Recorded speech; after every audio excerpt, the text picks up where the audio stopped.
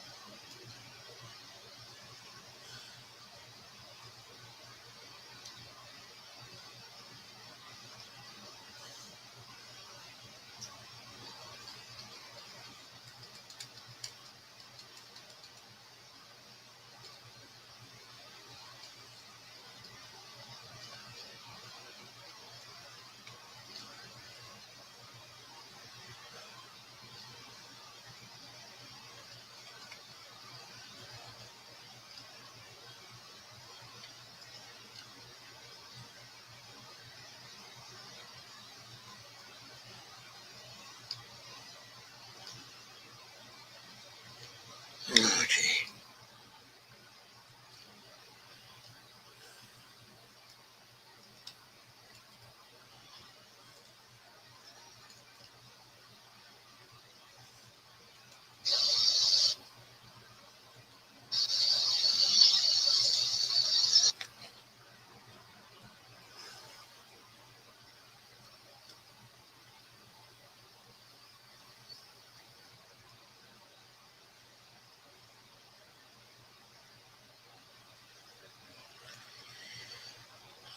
Hi, everybody.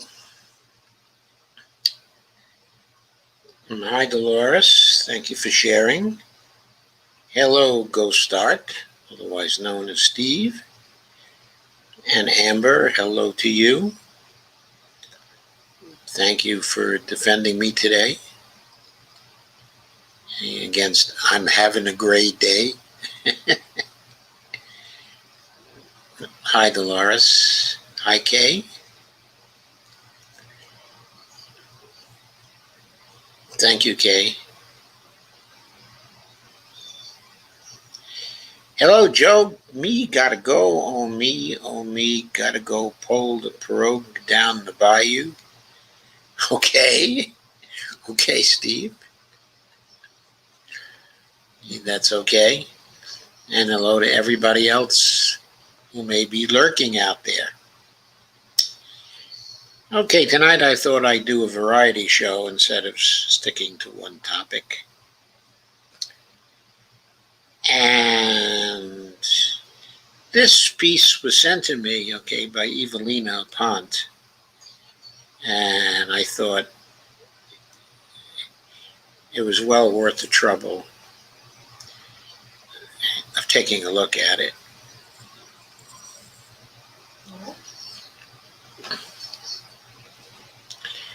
It's actually on Facebook, and I'm going to share the screen. This is South Africa's permanent rep to the United Nations. Okay, Ambassador Matu Joyini, presenting South Africa's vote of support in favor of the UN General Assembly resolution on the necessity of ending the economic, commercial, and financial embargo imposed by the United States of America against Cuba. Department of International Relations and Cooperation, SA Cancilleria de Cuba, Ubuntu Radio, BZA, Embassy of Cuba in South Africa. So let us play this. It's a short clip. Through the deployment of their international medical brigades, Cuba's solidarity and internationalism is an inspiration to humanity.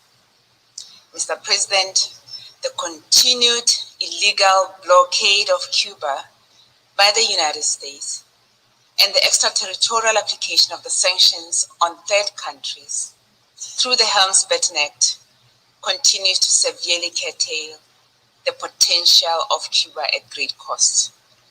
The more recent and just U.S. designation of Cuba as a state sponsor of terrorism, together with the repudiation of the enforcement of the Title 3 of the U.S. Helms-Burton Act, is even more damaging. Despite the immense obstacles it faces, Cuba has shown tremendous resilience, making great strides in addressing the socio-economic and development challenges that it faces, playing a leading international role in championing the rights of the developing countries and pioneering advances in health. One can only imagine what more this small country could achieve were its true potential allowed to be realized. Mr. President, South Africa remains unwavering in our support for the legitimate struggles of the people of Cuba to enjoy unobstructed freedom to develop, prosper, and provide its people with a life of hope and dignity, which is inherent rights of all nations and its peoples. We can call on the new administration of the United States to urgently relook at its policies towards Cuba and to remove the unjust yoke it has placed around its neck as a shameful relic of decades past. It is time for constructive dialogue, not further isolation.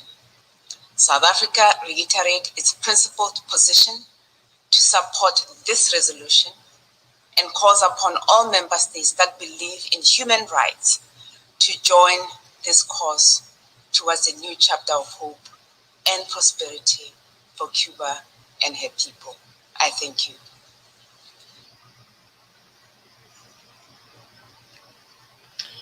So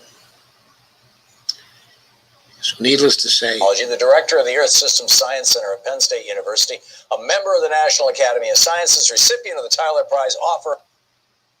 Sorry. So, yes, of course, I entirely agree. Of course, it's time to end the sanctions on Cuba. Okay. And not just on Cuba. It's time to end the sanctions on half the people of the world. Our foreign policy in the United States is hidebound, okay, and ridiculous. And is just completely ineffective in making us friends abroad and keeping us friends abroad. It has become just an irrational foreign policy and cruel to so many people. We have to be clear about this. Sanctions on Cuba are a violation of international law. Sanctions in Venezuela are a violation, okay, of international law. When it comes to international affairs and putting sanctions on people, sanctions, okay, on other nations, we are an outlaw nation. We are a criminal nation. The only thing that makes us not is that we're so powerful that people will not treat us that way. So, it's about power, but it's also about what's right and what's wrong. Most of our foreign policy is simply wrong. It's time that it ended.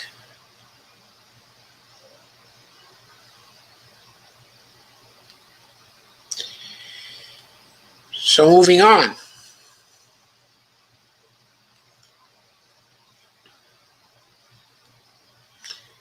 Have a little piece from Counterpunch called When a President Lies. And the topic, of course, is presidential dishonesty. Or was it presidential honesty? I forget. But you're getting the picture. There's President Biden and President Putin. And Walt Whitman, did you too, oh friend, suppose democracy was only for elections, for politics, and for a party name, unquote? This was Walt Whitman, okay, Democratic Vistas, 1871. And this piece was written by David Rosen. It's entitled When a President Lies. And the date of it was June 24th, 2021. Joe Biden received much media praise for his meeting with Russian President Vladimir Putin on June 16th. However, little attention has been paid to an issue posed by an Associated Press reporter in a press conference following the meeting. Quote, U.S. intelligence has said that Russia tried to interfere in the last two presidential elections, that Russian groups are behind hacks like SolarWinds and some of the ransomware attacks you just mentioned, unquote. In response, Biden answered, let's get this straight. How would it be if the United States were viewed by the rest of the world as interfering with the elections directly of other countries And everybody knew it. What would it be like if we engaged in activities that he is engaged in? He concluded, quote, "It diminishes the standing of a country that is desperately trying to make sure it maintains its standing as a major world power," unquote. Sadly, Biden was lying, whether intentionally or out of false claim, of ignorance. Now, before we examine why the author thinks Biden is lying, let us simply note that if Biden is lying about that, then could he also be lying about Russian interference in U.S. elections? I'm not saying that I know the truth about that. I'm just saying, if someone lies frequently about very serious matters, how can they be believed when they do not lie? It appears that NBC News was the only mainstream media that raised concern about Biden's assertion. It added, quote, "Denying this basic historical reality does us no favors with the rest of the world. Indeed, it hampers our ability to continue to champion democracy and human rights," unquote. It follows outlining numerous incidents in which the U.S. intervened in the domestic electoral affairs of other countries. A quick search for information about the U.S. backing of coups and military interventions in foreign elections is revealing. Wikipedia identifies 77 U.S. involvements in regime change from the late 19th century through the 2010s. Bill Blum identifies 57 instances of the United States overthrowing or attempting to overthrow a foreign government since the Second World War. And the political scientist Dov Levin notes, quote, "Between 1946 and 2000, the United States and the USSR/Russia intervened in this manner 117 times, or put another way, in about one of every 9 competitive national executive elections during this period." In a 2013 study, Foreign Policy magazine detailed 7 CIA orchestrated coups in the post-World War II era. The following list details some of these incidents when the U.S., to use Biden's words, quote, "interfering with elections directly of other countries," unquote, since World War II. Syria, 1949, as reported by Time magazine. It is, quote, "one of the first covert actions that the CIA pulled off," unquote, since it had been created in 1947. Okay, this is according to Douglas Little, professor of history at Clark University. And there was Iran, 1953. The CIA orchestrated a coup against Prime Minister Mohammad Mossadegh, according to the CIA. Quote, "It was the potential to leave Iran open for Soviet aggression at a time when the Cold War was at its height and when the U.S. was involved in an undeclared war in Korea against forces supported by USSR and China that compelled the United States," and then something redacted there, "in planning and executing Pajax," the code name of the coup operation. And there was Guatemala, In 1954, the U.S. State Department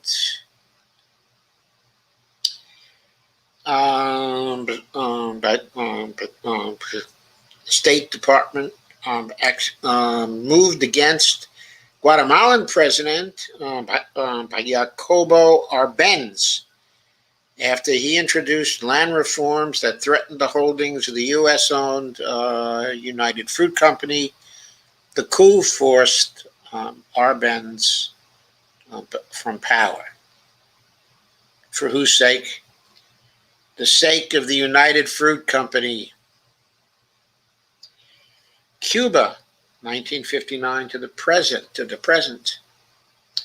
The U.S. government supported Fulgencio Batista, a former soldier and Cuban dictator from 1933 to 1944, who seized power for a second time in a 1952 coup. On January 1st, 1959, the 26th of July movement, led by Fidel Castro, forced Batista to flee the island. April 1961, the U.S. launched the Bay of Pigs invasion, an unsuccessful attempt to remove Castro from power.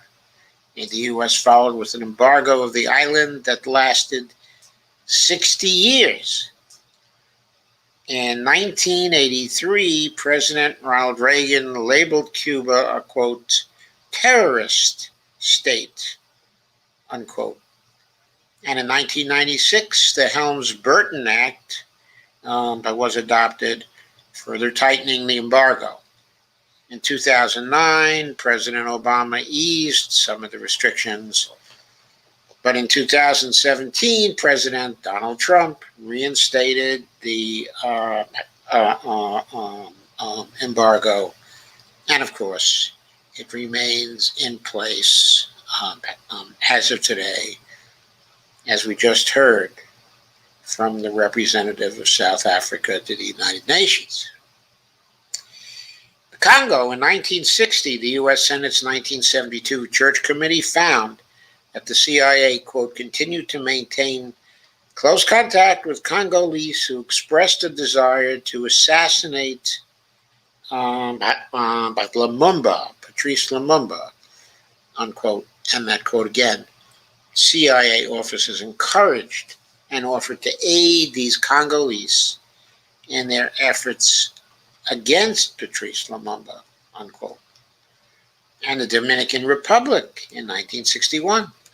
Church Committee found the CIA backed the assassination of the dictator Rafael Trujillo through the provision of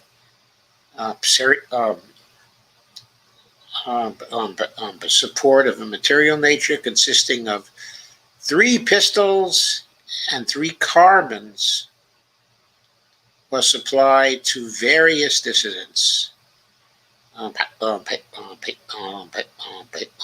U.S. officials knew that the dissidents intended to overthrow Trujillo, probably by assassination.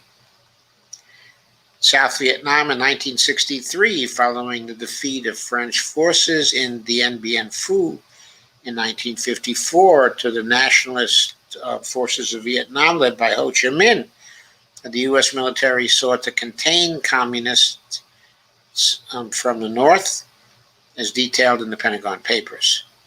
1963, the South Vietnamese generals, with CIA support, seized and assassinated the country's leader, Ngo Dinh Diem. Not a very nice guy himself, of course. Brazil, 1964, U.S. Ambassador Lincoln Gordon feared that the Brazilian president, João Goulart, would make Brazil the China of the 1960s, quote unquote. President Lyndon Johnson told CIA officials planning the coup, quote, I think we ought to take every step that we can, be prepared to do everything that we need to do, unquote. He told his advisors planning the coup. In Chile, in 1973, the CIA backed the Chilean military's violent overthrowing of the democratically elected leader, Salvador Allende, by the way, on grounds that he was a Marxist, communist, paving the way for the brutal and U.S.-friendly Augusto Pinochet. Okay, Allende, of course, was later assassinated here in this country. As far as we know, as far as we suspect, it was perhaps by Chilean agents. I don't know whether they were assisted by the CIA or not. Afghanistan, from 1979 to the present. During the 1980s, the CIA funded military operations to frustrate the Soviet invasion of Afghanistan. Fighting between CIA-funded Afghans and the Russians continued through 1988, when the Russians decided to withdraw, and the CIA ended its aid in 1992. However, the attacks of September 11th, 2001, led the Bush administration to conduct operations against terrorists around the world. Osama bin Laden, who was apparently the mastermind behind the September 11th attacks, was based in Afghanistan, where a military occupation will last, not over yet, until September 11th, 2021. 20-year occupation. Also Nicaragua, 1981 to 1990. In November 1981, President Reagan signed National Security Directive 17, authorizing the CIA to back, quote, democratic, unquote, leaders and take actions against the Sandinistas to stop the spread of communism at Nicaragua. Well, I'm not going to go through the rest of this. There's Russia in 1996, Venezuela in 1998. And then comes the punchline. Presidents lie.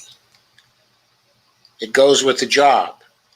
If Biden lied about the U.S.'s role in innumerable coups and regime changes, one can only wonder what else he's lying about. What troubling, with the exception of NBC News and The Guardian, the mainstream media chose to ignore or avoid challenging Biden, thus reinforcing their role as echo chambers, some say, as secretaries of Democratic corporate establishment agendas. Some say they're stenographers of the corporate establishment agenda. So David Rosen is the author of Sex, Sin, and Subversion, the Transformation of 1950s New York's Forbidden into America's New Normal. So I thought that was a useful piece, if only just for the listing of all the coups that we've engaged in. But wasn't it ridiculous for Biden to tell that really barefaced lie to the press, and to us? How much worse was that lie than Clinton's lie about what he did with Monica Lewinsky? That did not affect whole countries. How many people in Venezuela have suffered because of our intervention? How many people in Iran suffered because of our intervention? How many people in Cuba have suffered and continue to suffer? And you can go on through this list and ask,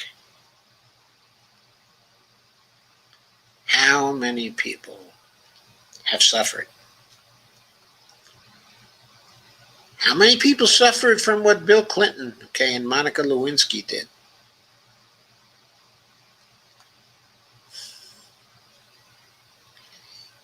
Yet we had an impeachment, okay, of Bill Clinton. And we allow our presidents to lie all the time. Isn't democratic, folks. A successful democracy has to have a modicum of honesty at the highest reaches of the administration. We got to stop excusing the lying.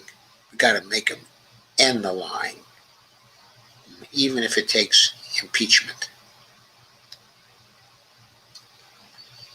Next.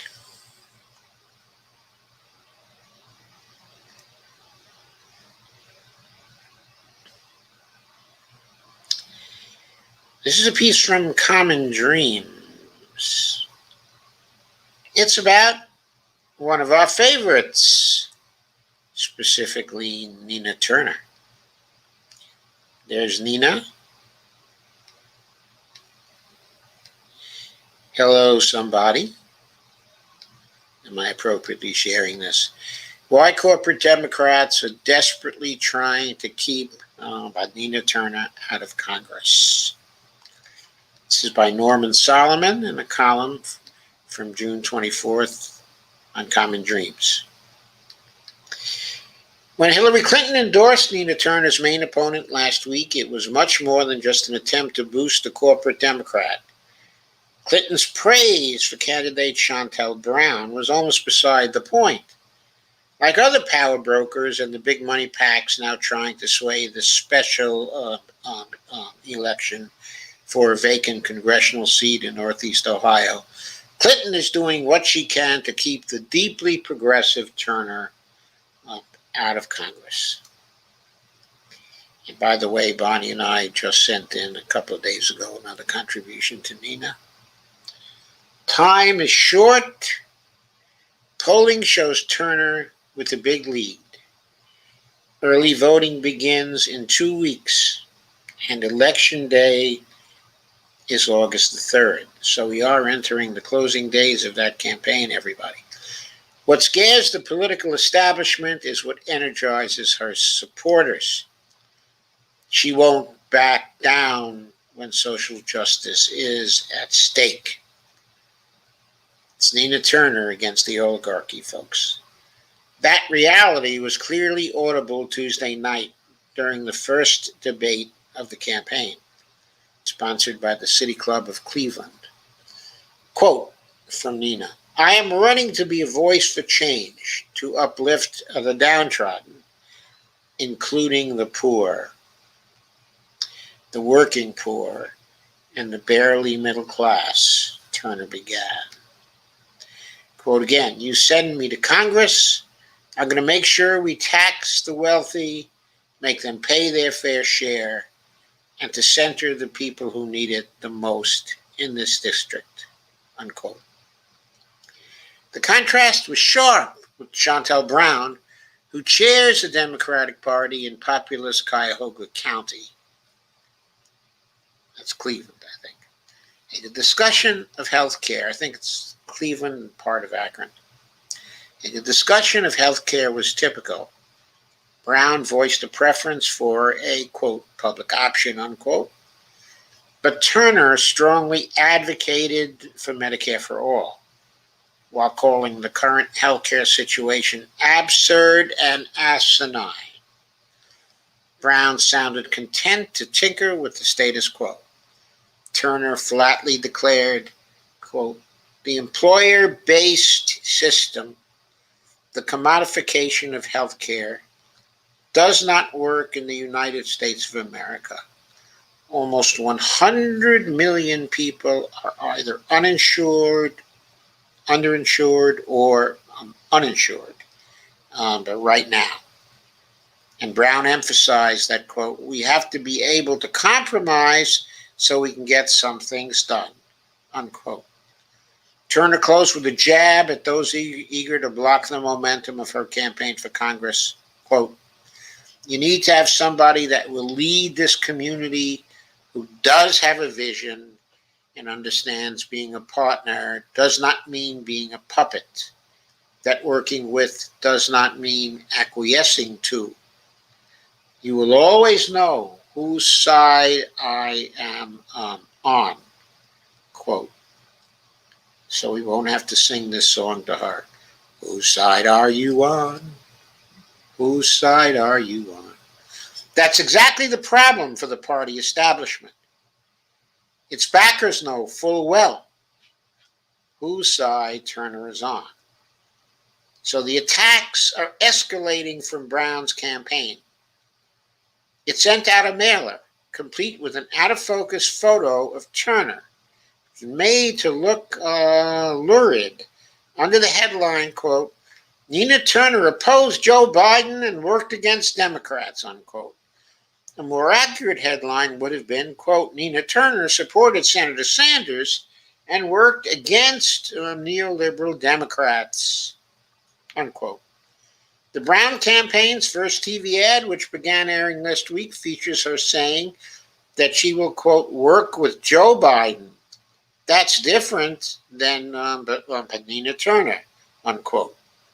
What, of course, if I can enter a little opinion here, of course, what she's really telling us is that she will kowtow to whatever Joe Biden wants.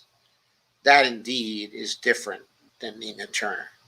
A former editorial page editor of the Cleveland Plain Dealer, Brent Larkin, wrote, quote, Brown will be a well-financed candidate with deep-pocketed supporters who aren't afraid to play rough. That's because Turner can't be beaten unless opponents plant seeds of doubt about her fitness, convincing voters her harsh criticisms of President Joe Biden would make it impossible for her to get things done for her community. The notion that Biden might punish a constituency important to him because Turner represents that constituency in Congress is far-fetched.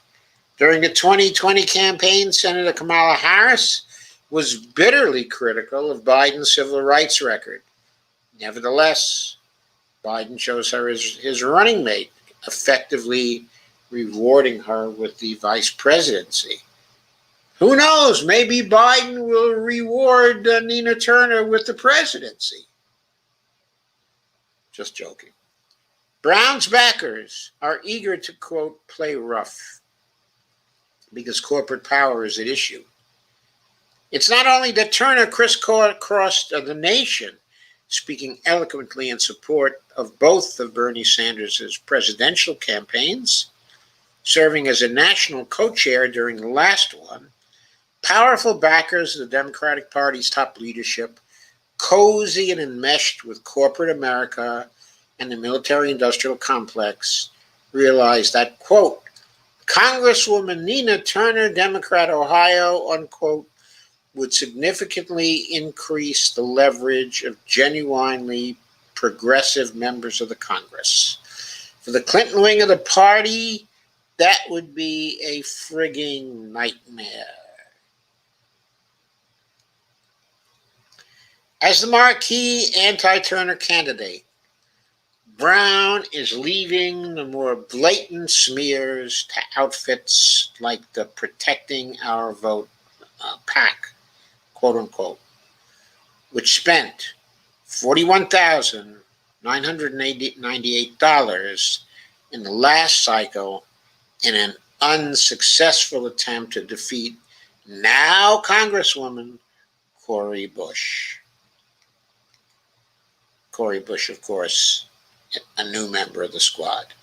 The Super PAC has released a scurrilous attack ad via Facebook telling voters to, quote, vote for Shontel Brown, unquote, while claiming, among other things, that, quote, Nina Turner is not a real Democrat, you can't trust her, unquote, and she, quote, has no respect for anyone, not even our president, unquote. And, quote, Nina Turner is all about Nina. She doesn't care about Ohio. She doesn't care about getting things done. All she cares about is making noise. Though some see her only as a firebrand speaker at political rallies, I was in dozens of meetings with her last year when her patient hard work was equally inspiring as she put in long hours with humility, compassion, and dedication.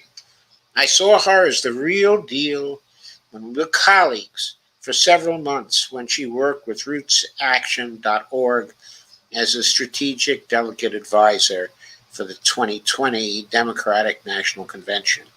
Recalling how she works behind the scenes, I can understand even more why the party establishment is so anxious to block her entry to Congress. While Turner is a seasoned legislator, she served on the Cleveland City Council and in the Ohio Senate for a total of 9 years.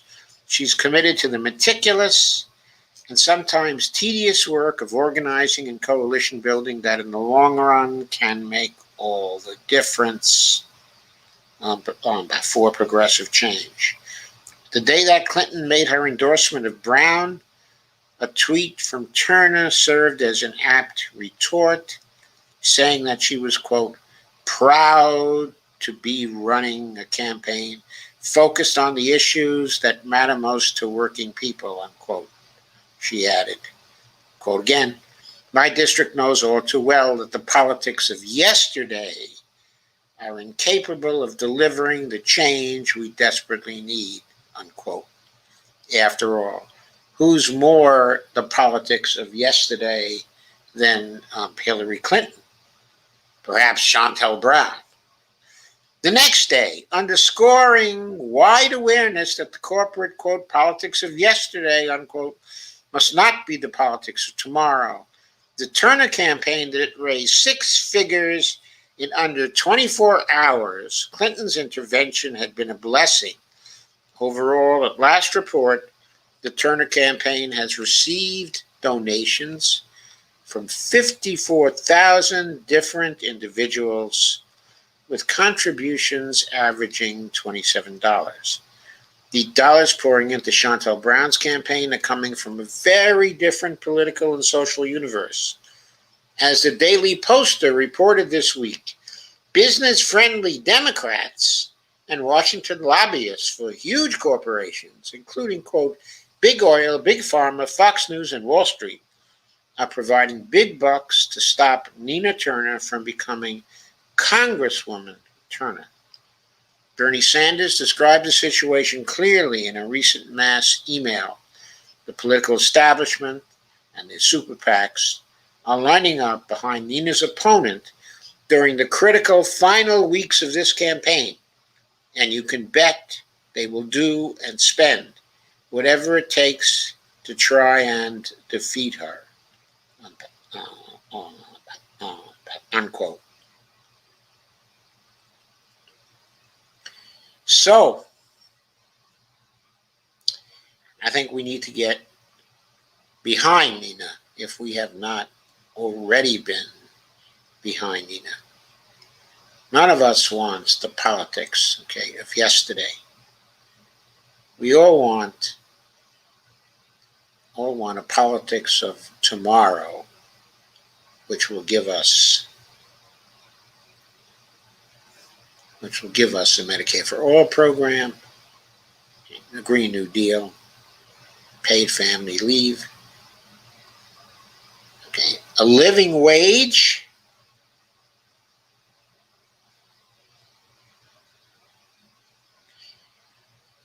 and student debt elimination, and a federal job guarantee, and housing for all.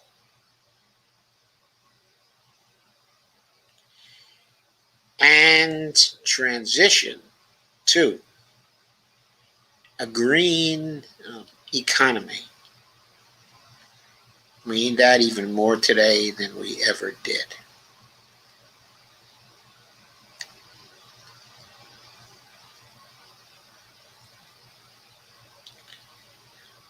So here's a post from the Daily Poster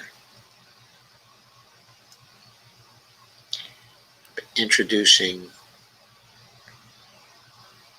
our third topic,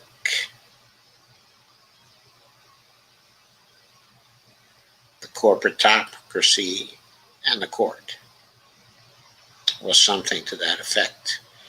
This is by David Sirota. Corporate media camouflages the corporate court.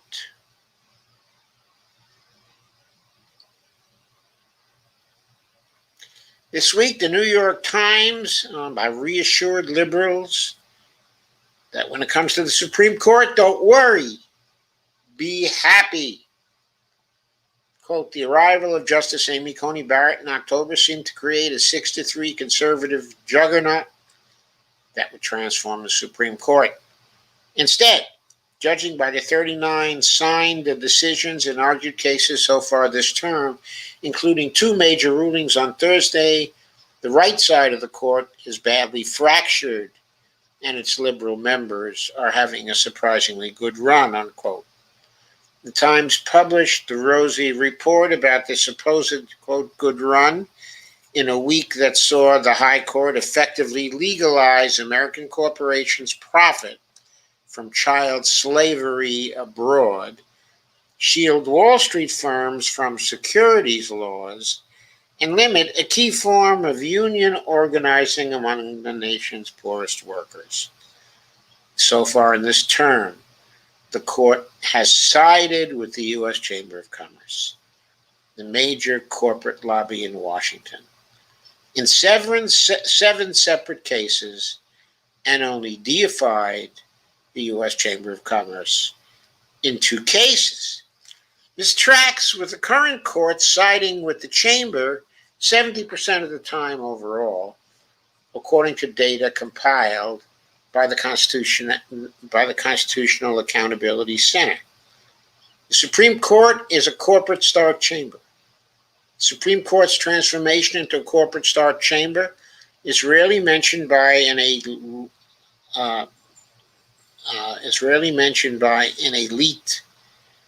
form media owned by corporations and billionaires. But it is a story the Daily Poster has been reporting on since we launched. Business-related rulings typically are not framed on a liberal-conservative continuum. And in many cases, the block of putatively liberal justices are siding with corporations against workers, shareholders, and anyone else in society who is not rich and powerful. Indeed, 2 of the 3 aforementioned cases this week were 8-1 rulings. Even the Times admitted the court's 3 Democratic appointees have voted with the majority 73% of the time in divided cases, although the paper cast this as proof of jurisprudential moderation rather than a reflection of corporate capture or bipartisan conservatism. A good example of this bait and switch and of how the analysis of corporate influence is written out of most legal coverage these days was the media portrayal of the recent Affordable Care Act, ACA ruling, as alleged proof that the current court is moderate. That ruling, which let the ACA stand, was certainly better than the alternative, but the decision was also a win for corporate power in that it preserved a law that fortifies and subsidizes the private insurance industry.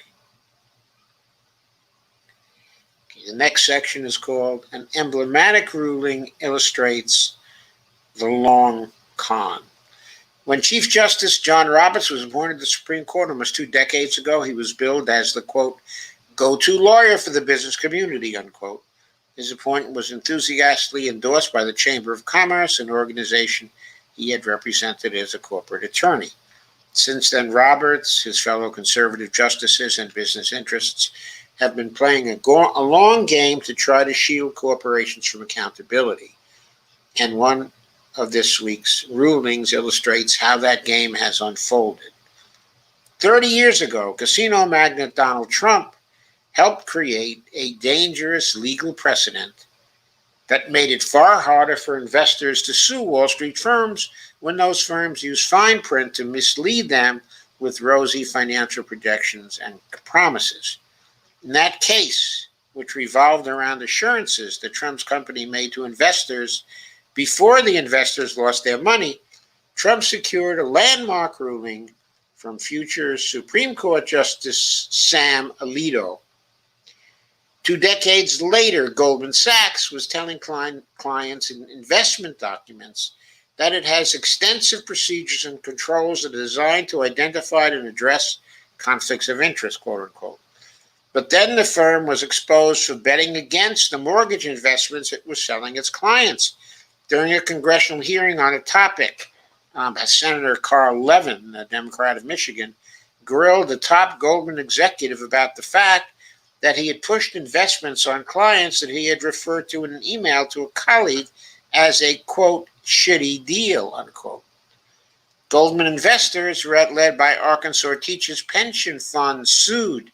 And this week, the Supreme Court effectively solidified the original Trump doctrine. In an opinion written by Barrett, the High Court tossed out the class action lawsuit that aimed to hold Goldman accountable. Quote, the plaintiffs said that when they bought Goldman shares, they relied upon the bank statement about its ethical principles and internal controls against conflict of interest, and its pledge that its clients' interests always comes first. Reuters reported, quote, Goldman argued that these aspirational statements were too vague and general to have had any impact on the stock price, unquote. The Supreme Court agreed to send the case back to a lower court, delivering a huge victory to Goldman and Wall Street firms aiming to limit their exposure to shareholder lawsuits. The ruling was the latest in a series of decisions that don't really side with the Chamber of Commerce, but that deny basic standing to plaintiffs that bring cases against big companies. Rather than rule on the issues at hand, the High Court has often either ruled that cases cannot move forward or that lower courts must impose higher thresholds on plaintiffs that seek redress from big companies. As the Constitutional Accountability Center put it, quote, Chief Justice Roberts' legacy when it comes to access to courts issues will be one of closing the courthouse doors as much as possible, unquote. In this long game, the objective is to foreclose on even the possibility of justice. After all, once the courthouse doors are nailed shut, courts throughout the judicial system won't even have to decide whether to side with corporate interests, because they won't even have to hear the complaints brought by workers, shareholders, and anyone else who doesn't have political power. And that's it. As simple as that. The courthouse doors are nailed shut by these justices. How do we open them again? We have to pack this court. We have to expand it to 6 justices that will immediately be appointed by Joe Biden and confirmed by the Senate.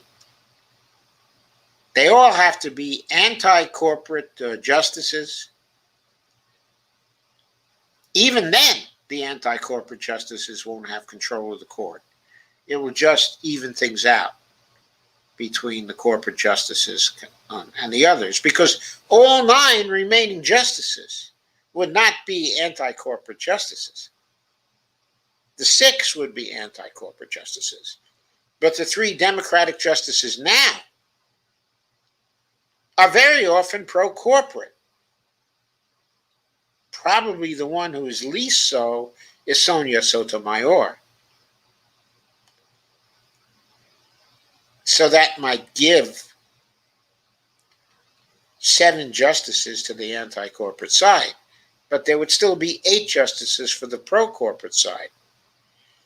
So I take it back.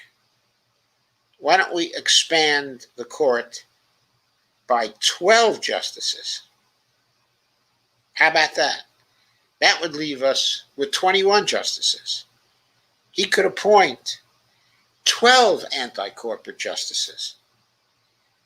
And then finally, we would have a majority. On the other hand, it's probably going to take some time for that to happen. And of course, we'd have to, horror of horrors, do court packing. So here's what I think we should do in the interim. We should use Article 3 of Section 2 of the Constitution. Use the exceptions clause to prohibit the Supreme Court from taking appeals related to any legislation that the House and Senate and Democrats pass that they think is important legislation likely to be overturned by this pro-corporate court. That is the only way to get fair treatment until the court is remade, as I suggested, through court packing.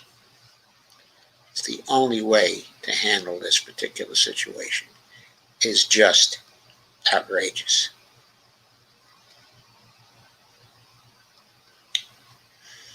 Speaking of outrageous, that brings us to Joe Manchin. Has Joe Manchin moved? Has he moved?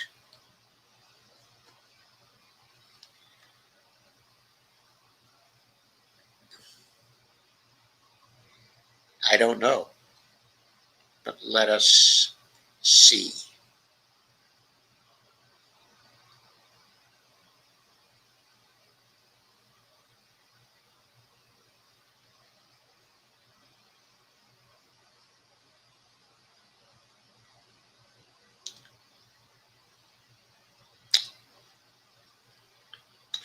This is by Ryan Grimm of The Intercept, done on June 22nd, 2021.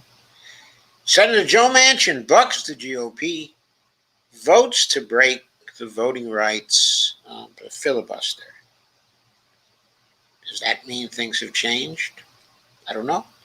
All 57 Democrats voted to move forward to a debate Tuesday on S1, the quote, For the People Act, in an unusual display of party loyalty that was met by equal party unity on the Republican side. In technical terms, Democrats made a motion to invoke cloture to overcome a silent Republican filibuster of a motion to proceed to debate S1. In other words, without actually talking on the Senate floor, Republicans successfully blocked the bill from even moving forward towards a floor debate. Under Senate rules in place since 1965, 60 votes are needed for cloture. The motion fell 10 votes short of 60. So a yes vote from Joe Manchin was significant. One is a result of weeks of negotiations. In talks that continued through the past weekend, Manchin agreed to a new set of voting rights reforms that went beyond what he had previously entertained, congressional law sources who were involved said to The Intercept. Senate Majority Leader Chuck Schumer of New York told reporters that if Republicans had agreed to move forward, Joe Manchin's amendment would have been the first up for debate. But Manchin continues to tell colleagues he hopes to find 10 Republican votes to move forward with his legislation. Though so far, he's only gotten Senator Lisa Murkowski of Alaska to express general support for a voting rights bill. Manchin's legislation is still being negotiated and will include new provisions to counter Republican takeovers of election boards, a source involved said. Senator Amy Klobuchar, Democrat of Minnesota, who is very serious about doing something about voting rights, said Tuesday she was still in talks with Manchin over a number of the provisions. He wants to mandate voter ID, which of course is anathema to most Democrats, which Klobuchar and other Democrats oppose. Manchin's version also requires all states to allow mail-in and early voting, but does away with no excuse of absentee balloting. In a statement Tuesday, Manchin said his compromise requires disclosure of any political spending above $10,000. It would also ban partisan gerrymandering, a key goal for Democrats ahead of the 2022 midterms. But Klobuchar, who chairs the Senate committee that held hearings on the measure, said that the public push for S1 would continue over the next several weeks, with 50 Democrats on board for some significant voting rights reform. The question will be whether Manchin agrees to reforms to the filibuster once he concludes that there are nowhere near 10 Republicans willing to go along. Quote, "This is not a finalized proposal, but when you read it, you'll see the good faith effort he has put into it, and it's not like one of those things when he just puts it out there and we start to negotiate," unquote, Klobuchar said. "We're very far along."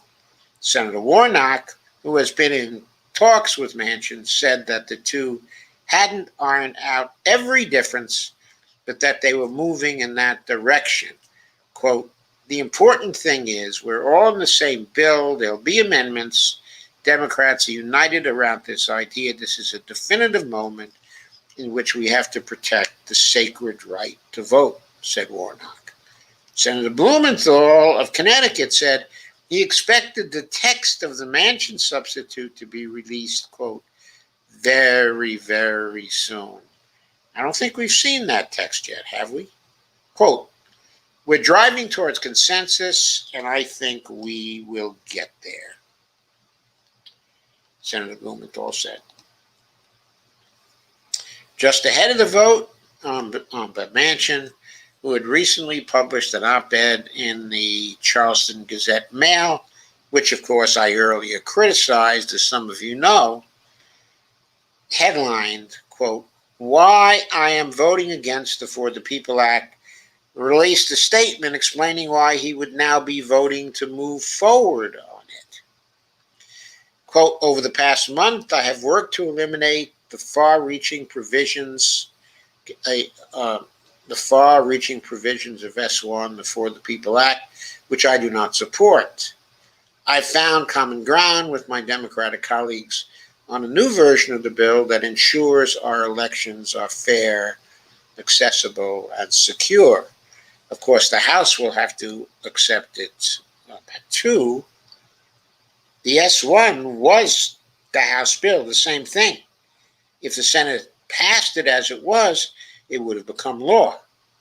But now here's another situation where Joe Manchin is positioning himself to pass a different bill through the Senate.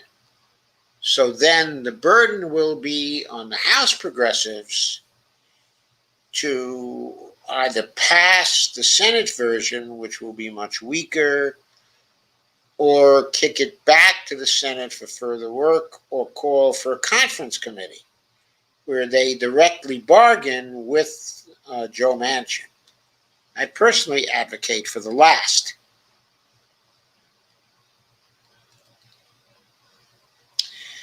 Voting to move the debate would allow Republicans and Democrats to offer amendments, Manchin said.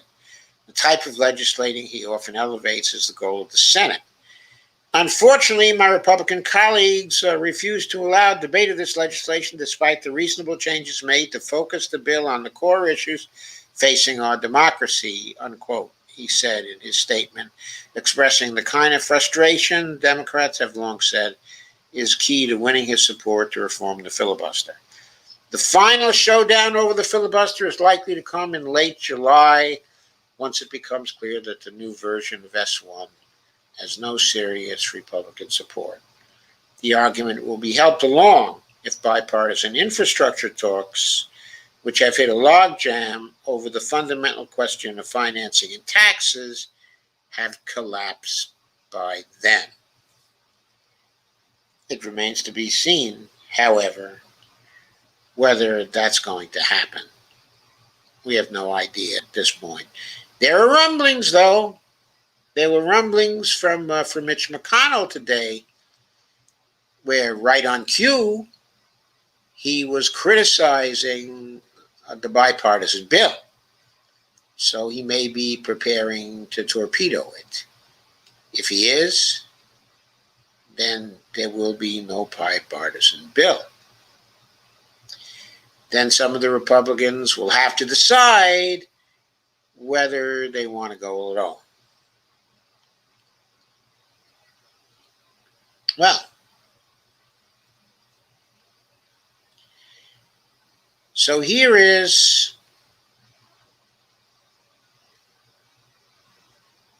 the final topic. And this topic is about two threads that appeared on Twitter in this seemingly never-ending debate between whole Washington people, okay, and MMT supporters who pretty well are all from the Real Progressives group. I don't know if there are any other MMTers who are not members, okay, of RP who have been critiquing the efforts to pass a state-based bill of whole Washington and the Red Berets, okay, in Washington. So let me share the first of the threads, if I haven't, okay, already lost it. I'm quite sure that I can recover it. However, let me recover it first, then I'll share it. This thread actually goes along for some time. I don't want to highlight the whole of it. I want to start with a tweet by Chris Richards, who asserted the following. Let me share this.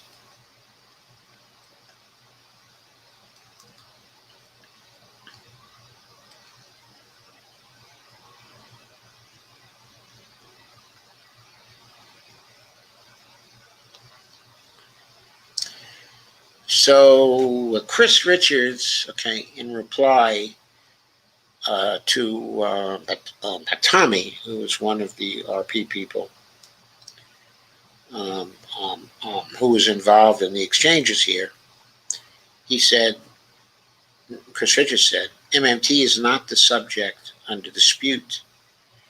The subject under dispute, he tweeted, is current the political reality and the strategy necessary for productive momentum. Dogmatic insistence on teaching the country MMT first is a failure of the political communication. I replied to that and I said, Chris, you put your finger on it. Most of the MMT people on this thread keep pointing to lack of currency sovereignty of the states and the risk that imposes on single-payer programs at the state level. However, no one disagrees on that hashtag MMT-based point. The disagreements are about the extent of risk in Washington as a result of its being a currency user. The MMT tweeters insist the risk is high enough to make the Washington effort damaging for the national improved Medicare for all political movement. I've abbreviated that, okay, as the NEMA movement. That's what it stands for. The whole Washington tweeters disagree and reply with specifics about the Washington situation. But the important point is that MMT people,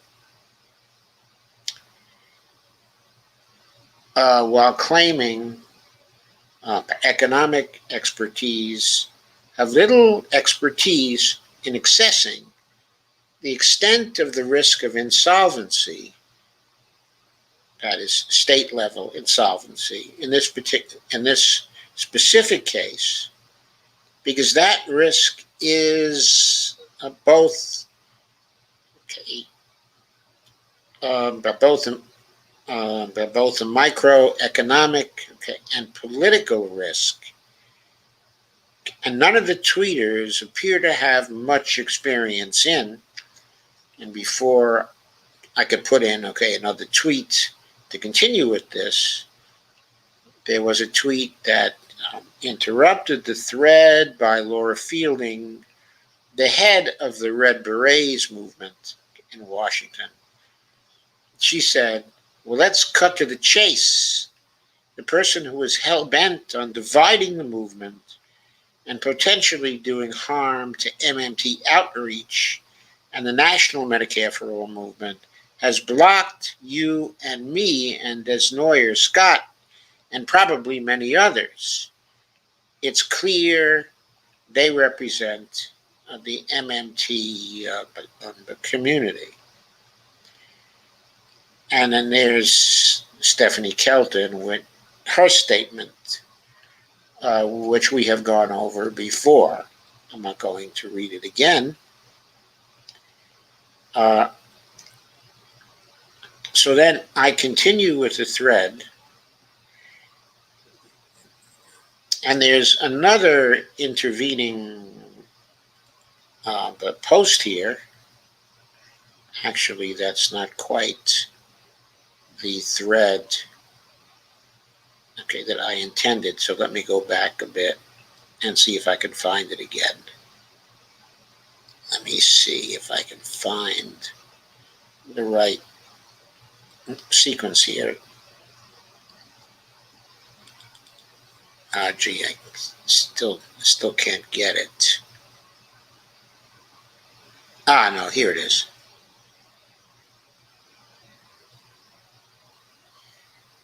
So what did I say? I said, appear to have much experience in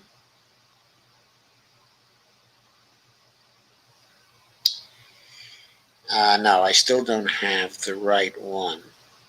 So let me see if I can get this right.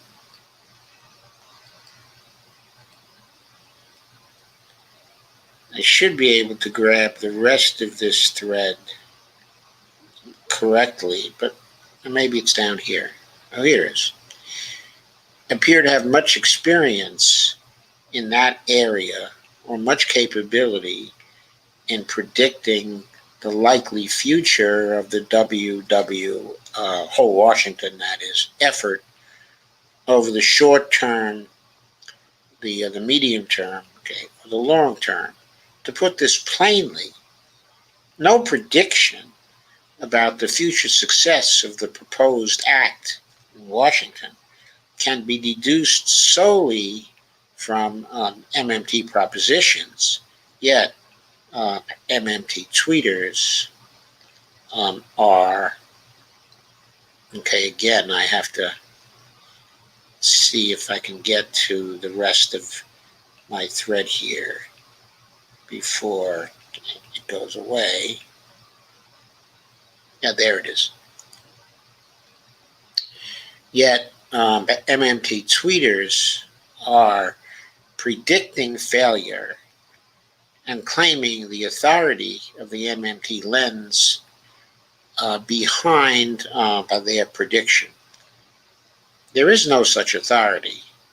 There are only guesses using the fact of lack of currency sovereignty and a bunch of auxiliary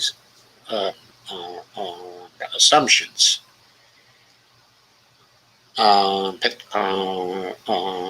Many of them the political judgments to come up with predictions. With all due respect to my MMT friends, this is not science. It is political guesswork, which is accompanied by risk aversion. And in one important respect, the claims aren't even consistent, i.e., a big complaint is that if Washington fails, that will jeopardize the NEMA efforts. However, if MMT educational efforts are successful, the NEMA supporters can always point out that this failure was due to Washington's lack of currency sovereignty, as predicted by MMT, and that this weakness that may have been shown in Washington does not apply to NEMA, whose programs would be backed by the currency sovereign, the federal government. In other words, all the state level program failures in the world due to lack of financial sustainability say nothing about the likelihood of a NEMA failure and only strengthen the MMT case for NEMA. And then I say good luck to WW, whole Washington. And I got a reply from someone that I will reply to later. For those in the UK, could you explain the Washington and WW and even at NEMA? And of course, I will do those things, but not here and not now. So the second, it's actually a sub-thread that I wanted to show you, also came from the branch of that thread following the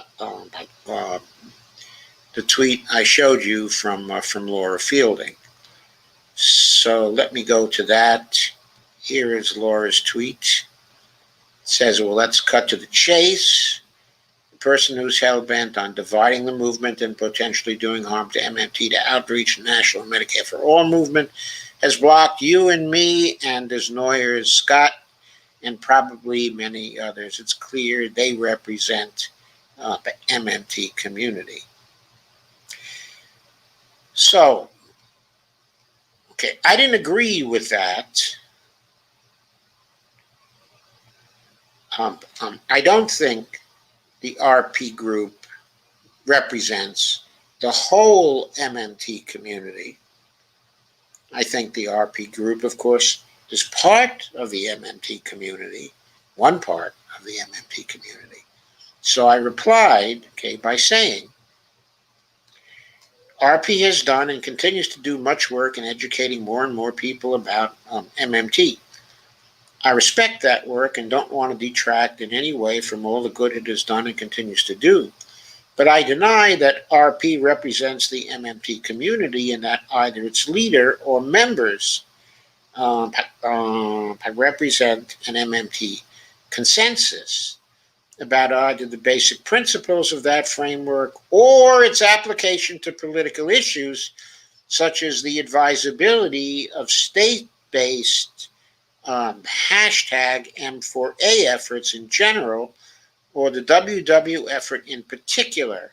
As a movement, hashtag MMT is a loose coalition of people who accept a framework and principles specified in such books as The Deficit Myth, Kelton, Modern Money Theory, Ray, Soft Currency Economics, Mosler, The Seven Deadly Innocent Frauds, Mosler, the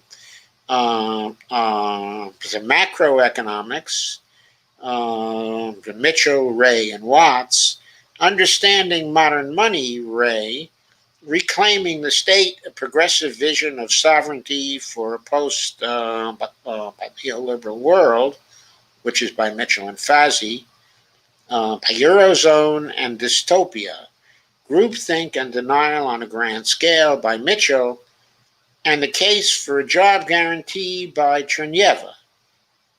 In addition to these books, there are thousands of articles, reports, and blog posts representing the MMT consensus point of view, and by now hundreds of writers, including myself, who believe that they represent the MMT consensus. Only a handful of them write for RP. RP live streamers have interviewed all the major MMT writers at one time or another. I might add, by the way, including myself, if someone here considers me one of the major MMT writers. I certainly was interviewed by RP a number of times and live streamed for them for some time. But that doesn't mean that RP represents them or that they would subscribe to RP leaders or members' views. There are, it must be said, many members of the MMT community worldwide who have no or little connection to RP and who would certainly not agree that RP represents them. As I said, hashtag MMT is a loose coalition of people, in no way a cult of which RP and its members are a part. To place myself on the MMT map, I'm a former academic political scientist with a specialization in interdisciplinary work and complex adaptive systems, who became interested in MMT in December 2009 and immersed myself in the political applications of MMT in the spring of 2010. I was the public face of a team that organized the MMT-based Fiscal Sustainability Teach and Counter Conference in April 2010.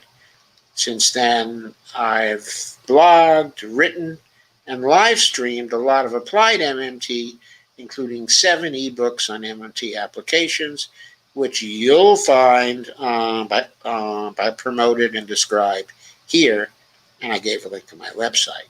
Okay, for what it's worth, I doubt that any of the other MMT commenters on this on this thread have anywhere near the experience with MMT that I, and of course I was going to say, have. But there was another tweet from Laura Fielding that intercepted that. And she said, at work again, catching up on Joe Firestone, PhD's contributions between appointments. I would like to draw attention to all who happen to read this, that I feel inclined to read, listen, and learn from him than I do some of the others from MMT community who seem to come to divide. And in this, she said, we're tired of waiting, Laura Fielding. That's a big motivation of what the whole Washington group is about. They're tired of waiting for federal action, on Medicare for all. They want a Medicare for all program that is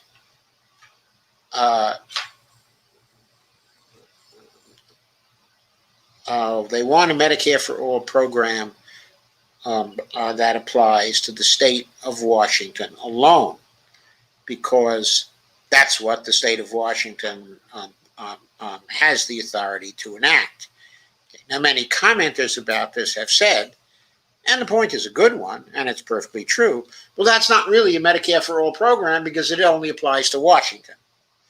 But in a way, that's semantics also, because, of course, the Washington people are very well aware that their program will not apply to the whole United States, but only applies to Washington. What they're saying is that it's like a Medicare for all program, except that it applies only to Washington. That's really what they mean. So,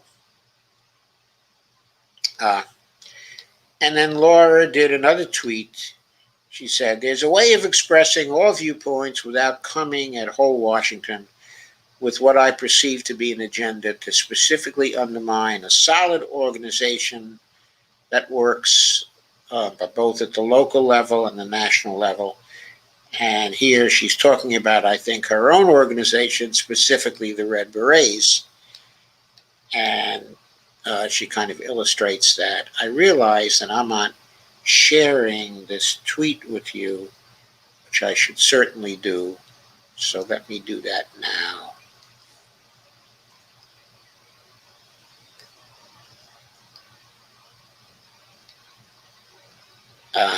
I will briefly go back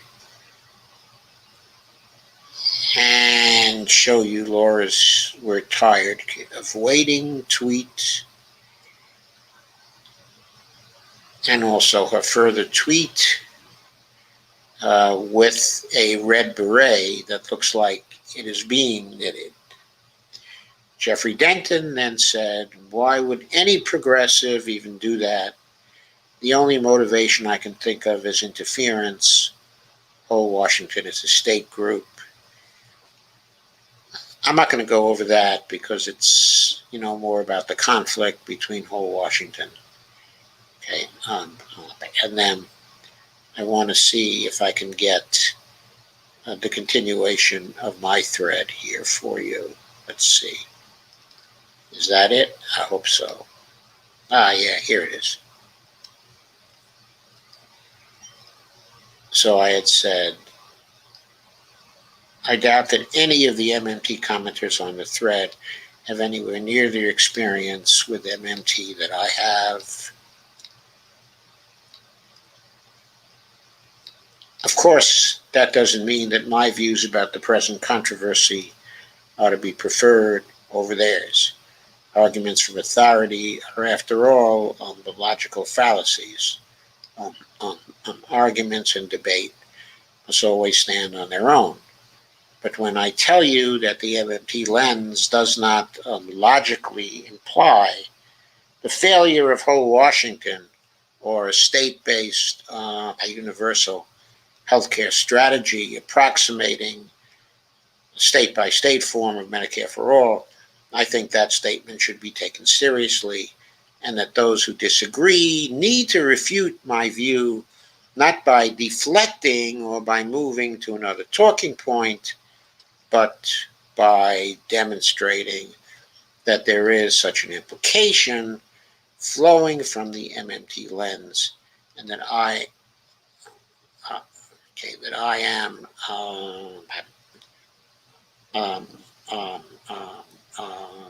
mistaken in my flat assertion that no such implication exists. I say that as someone who prefers NEMA to a state-based alternative, and who acknowledges that state-based programs could become fiscally unsustainable, while a federally based program cannot. Jeffrey Denton replied to that and said, "We have the benefit of a ballot initiative. The evidence is everywhere to prove that fascism, corporatism permeates our entire government on a national level and blocks reform. We have the ruling class so rattled that their minions stopped all forward progress to come attack this. I don't believe this is fair, Jeffrey. I don't think the MMT people who came to try to argue their point, are minions of the ruling class. In any way, they're just people who very much believe in their inferences from the basics of MMT to the idea that the whole Washington program would be very high risk. I don't share their assessment of the risk, and that is why we differ. If I did share their assessment of the risk, which, by the way, that risk analysis would not proceed from MMT itself.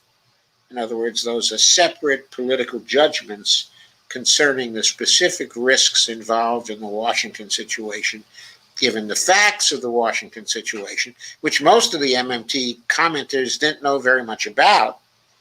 But the point is, their arguments were intended as serious arguments coming from an honest place, and they are not the minions of the ruling class who have come to stop all forward progress in whole Washington.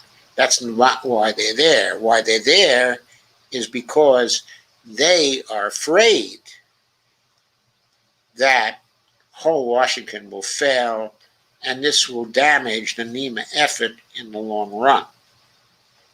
That's why they came, and that's why they keep on coming to the whole Washington and Red Beret threads. on Twitter.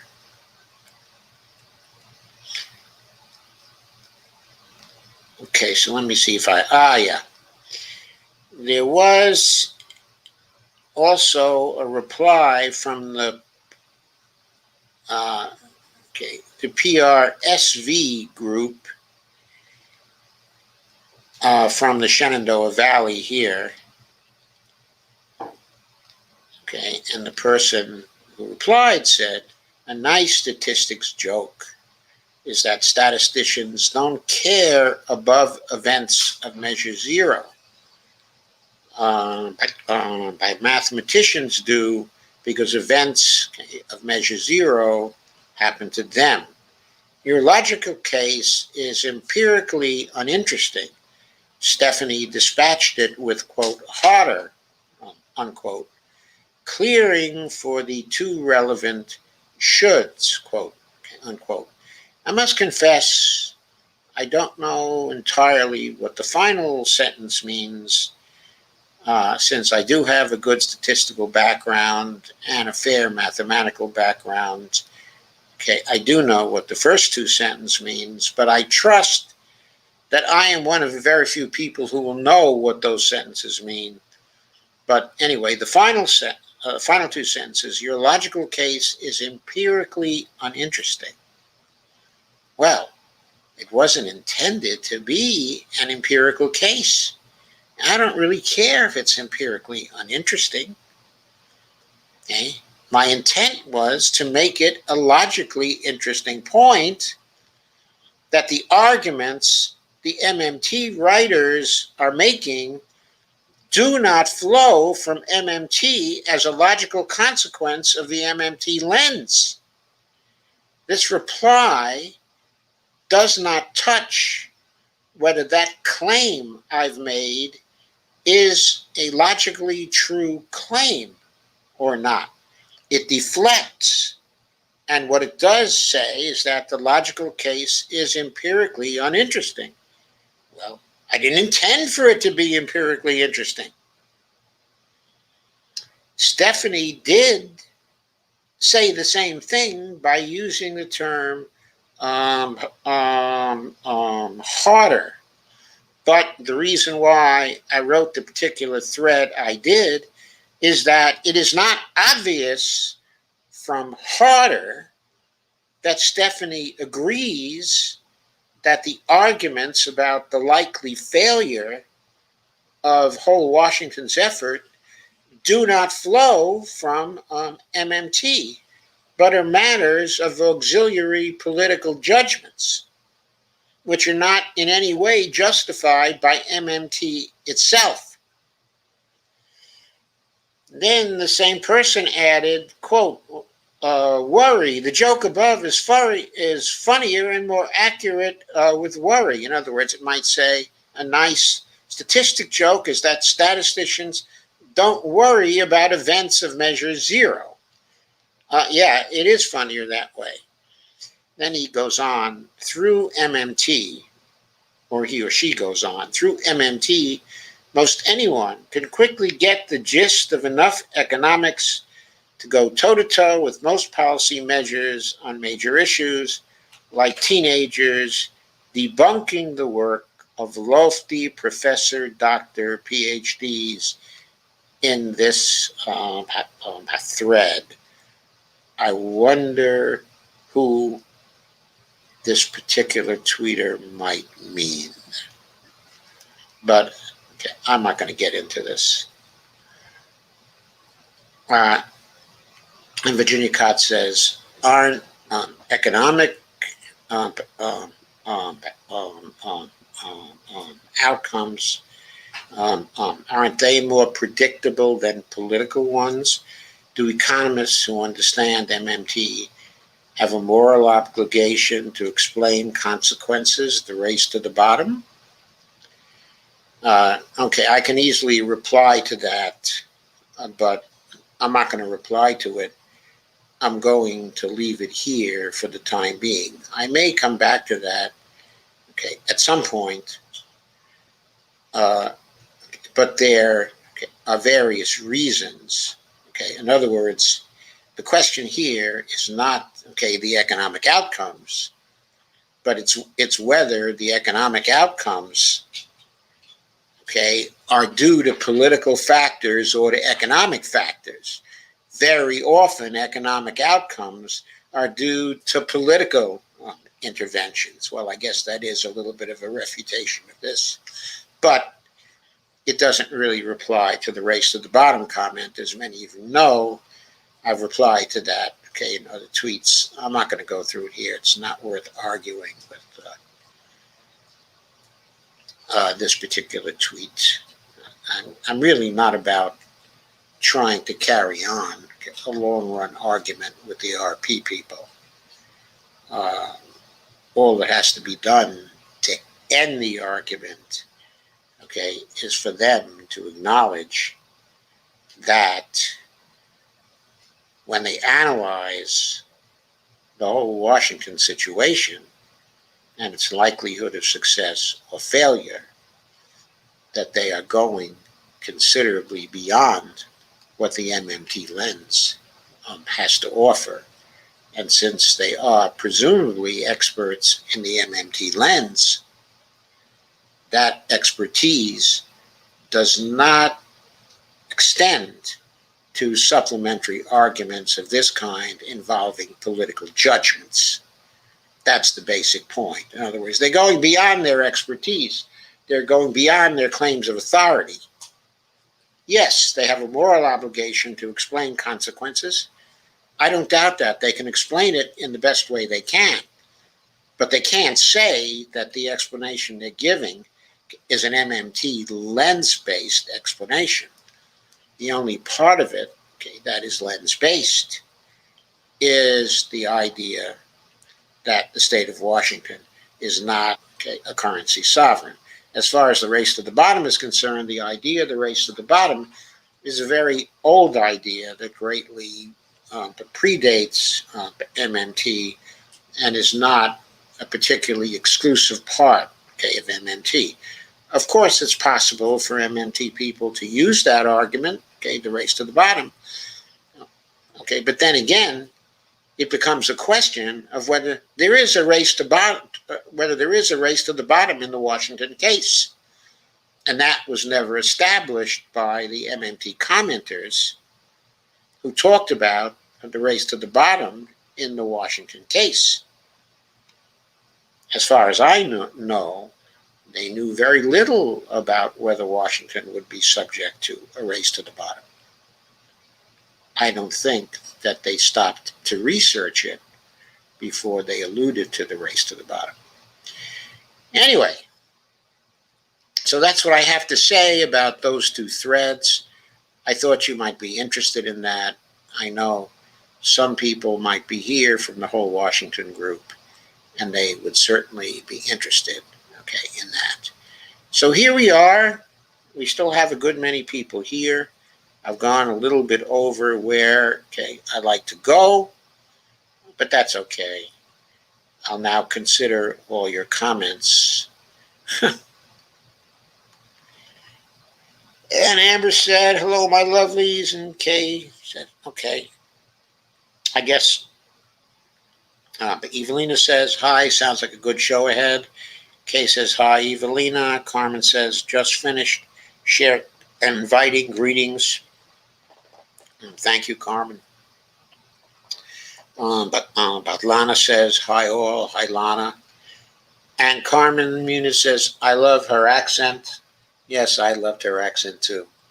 The accent of the lady from South Africa. Kay Clark Ryan says, but Cuba should not be sanctioned. Absolutely not.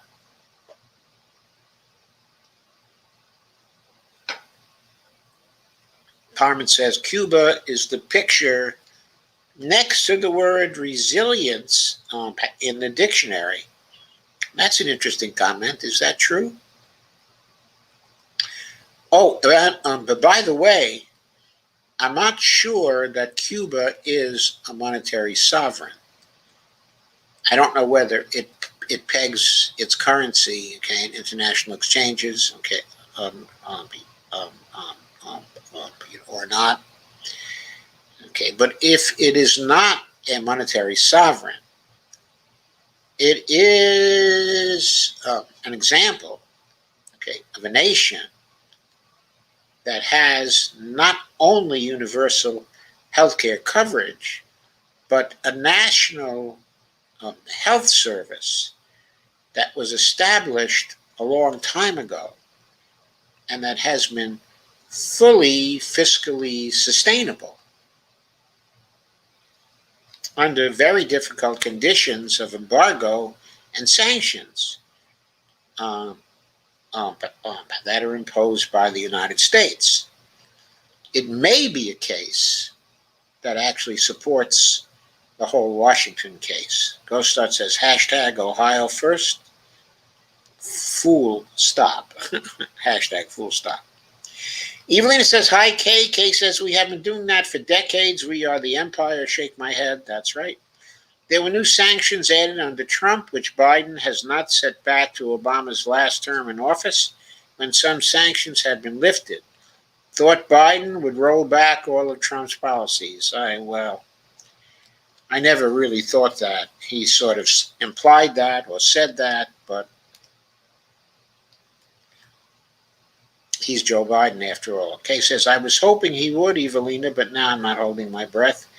Evelyn says at the very least, but I guess not. Kay says one of the few good things Obama did was to get rid of the Cuban sanctions.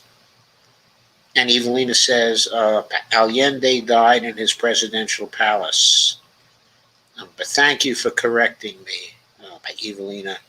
I hate it when I get my facts wrong, and I love it when I get corrected by someone who has the facts at their disposal.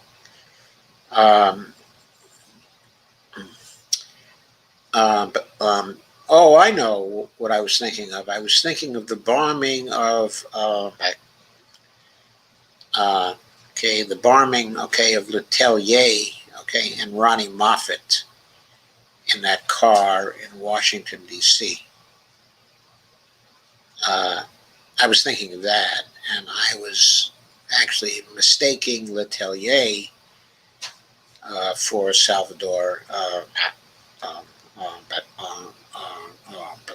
Salvador Allende. And Jim Locke says, how many globally? Oh, yeah, hello all. And Carmen says, Lion Biden. Kay says, Cuba sends doctors around the world to help them with the pandemic. Right. And they're not too far away from sending vaccines around the world to help them with the pandemic. Carmen says, only the blue dress suffered from Bill and Monica on the harmonica. Kay says, saw a couple great live Nina programs today. Kay says, we need Nina badly. KSX says, you haven't supported any of the real MMT heroes from Germany like Mills, Snitch Iridiana, and Mr. Bob Boons. Well, clearly we would celebrate them if you would supply links, Chaos. Lana says, paying for my groceries. Once home, I should be able to comment more. Hope everyone is well. We're well. Chaos says there are MMT all over the world, not just in the U.S. Well, I know there are. I believe I said that. But anyway, Chaos says, what about the MMT economists in Palestine? No one ever mentions them. What about the MMTers in Sweden and France and Pakistan, in addition to the ones in Ireland, Greenland, Turkey, etc.? You are missing these factors. Give me some links, Chaos. Don't just maintain the chaos. Give me some links. You aren't considering the MMT government of the country Puerto Rico, Puerto Rico? I don't know any Puerto Rico. Chaos, you know nothing of the MMTers in the Virgin Islands. No, I do know one of the MMTers in the Virgin Islands. His name is Warren Mosler. Chaos says, you never talk about those things. And Lana says, time to block the Chaos troll. Can I block trolls on YouTube, Lana? I don't know. And Elizabeth Warren says, I would have won the presidency if there wasn't a bias against women. I don't think that's from Elizabeth Warren, but actually, I'm working on a program with KRTD Media. This may be a time to mention the program. And we are going to be doing what ifs in this program. Detailed what ifs about what might have happened if certain things changed, if certain things happen, okay, a different way. And the first of our programs is going to be about what would have happened if Elizabeth Warren had accepted Bernie's invitation and run for the presidency herself in 2015 with Bernie's strong support. And we've been developing scenarios for that, and I think it's going to be pretty detailed and pretty fascinating when we do that. And Cormuna says Scotland is building a huge plant that pulls CO2 out of the atmosphere. Okay, do you know what the plant is based on, the technology, Carmen? And Ghostart says Gems just formed a super PAC with the intent to stop the progressives. And Elizabeth Warren says, I am the progressives. Aaron Taylor says, Liz, you sound like Hillary, Aaron Taylor says. Hi, Aaron Taylor. Nice to see you again. Elizabeth Warren says, I will continue to be in favor of the right things and wait till there are more of me in order to pass things. And Elizabeth Warren says, in the next 15 years, we will get Medicare for all, maybe. But for now, we must compromise with Chuck Schumer and Joe Manchin.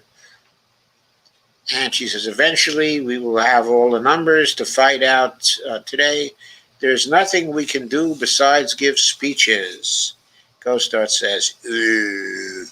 Kay says, they kept the ACA because they know where the money comes from, says Kay.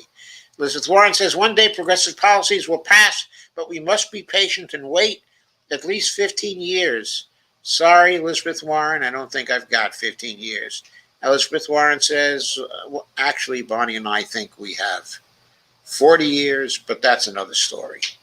But 15 years, we'd be doing pretty good, let's put it that way. Elizabeth Warren says, what more can I do besides give some progressive speeches and be in favor of the right thing? I already got the CFPB. I shouldn't have to fight anymore. I did one thing. Well, Elizabeth, you could have run in 2015 with Bernie's blessing and support, and that might have worked out great. Elizabeth says, what more should I be forced to do? Aaron Taylor says, troll. Elizabeth Warren says, I am a senator. It's sexist of you to call me a troll. That's discrimination. Where is your feminism at, Aaron Taylor? You can't call me a troll because I'm a woman and that's sexist. Evelina Pont says, how is the court moderate when it refuses to allow big companies to get sued? Well, of course, the court is not moderate. It's totally corporatist. It's extreme corporatist. For God's sakes, it just validated child slavery for American corporations to practice in other countries. Evelina says, Biden wants to play fair when his adversary is playing foul. Pack the court. Indeed. Kay says, the Senate will never go along with expanding SCOTUS, sadly. Well, that's why we have to get rid of the filibuster, Kay. Elizabeth Warren says, I am the most progressive senator in the Democratic Party sometimes. It's legal. It's constitutional, says Evelina. It's absolutely legal, absolutely constitutional, absolutely. It's constitutional also to use Article 3, Section 2. Elizabeth Warren says, let me make a spirited defense of Joe Manchin. Aaron Taylor says, Joe Manchin is just awful. By the way, this is not a troll. This is a satirist. We're dealing here with a satirist. Satirist is different from a troll. Carmen says, only place Manchin the Manchurian moved to is to the GOP side. Elizabeth Warren said, he is a Democrat and he's in West Virginia. That's my defense of Joe Manchin. KRTD Media says, the For the People's Act is one that does hurt third parties. I'm in favor of Voter Rights Act, but it needs to be one that doesn't hurt third parties. KRTD Media, I think you're absolutely right about that, but I will tell you this. If it came down to a choice of getting HR1 and S1 the way it is, with no protections for third parties, or not getting anything, I would take HR1 and S1 as it is and live to fight another day. I really would, because the alternative is having a Republican sweep in 2022.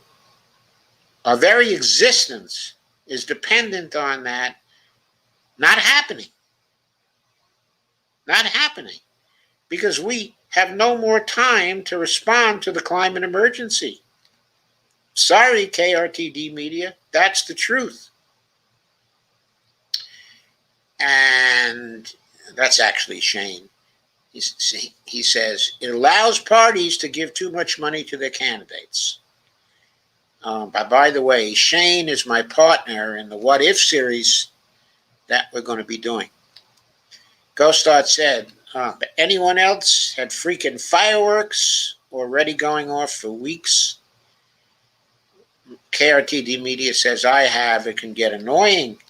Evelina says, for Biden, playing fair is negotiating what should be non-negotiable with the GOP.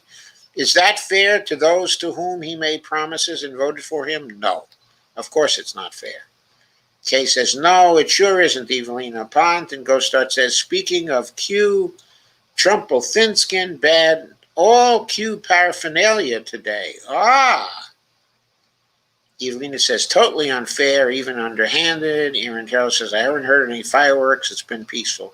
It's been peaceful here, too.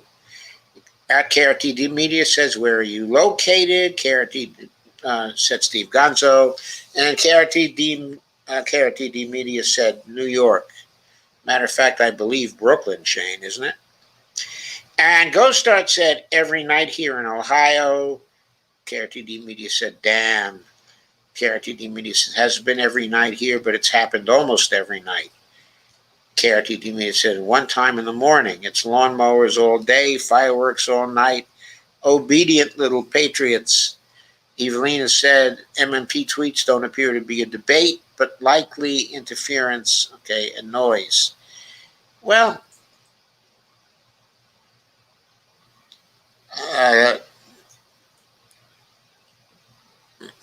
I'm not going to respond to that, Evelina. I leave that to your judgment. KRTD Media says, laugh my ass off. Evelina says, exactly right. Dr. Joe, is the uneventual failure in NEMA doesn't have to be on the states, but rather the Fed's failure to implement MMT. And yeah, I agree with that. And KRTD Media, starting Monday, there will be 5 more Morning Joe rewinds, run 10 a.m. to 12 a.m. Monday through Friday. Everyone check it out. And I guess I've got to select some more rewinds for you, Shane, for the week after that, right? Evelina says, noisy interference. Lana says, Steve mentioned that their proposal, whole Washington, includes federal waivers. Not sure what waivers include or what is needed for approval, but why not just go full Fed? I know you can't see what he said. I can't see what he said, but the point is, according to the Affordable Care Act, as it stands now, by states that want to have more comprehensive coverage than is actually provided by the Affordable Care Act. Under the Affordable Care Act, they can apply for waivers to the federal government. What waivers include is a pass-through of funds that would be used by people of a particular state that makes the application under the umbrella of the Affordable Care Act. Let's say the funds involved are $2 billion, $3 billion, $4 billion in the various programs that are part of the Affordable Care Act and some other programs as well. Those funds would then be supplied to the states to help them to pay for the more comprehensive coverage under the Affordable Care Act that they would supply.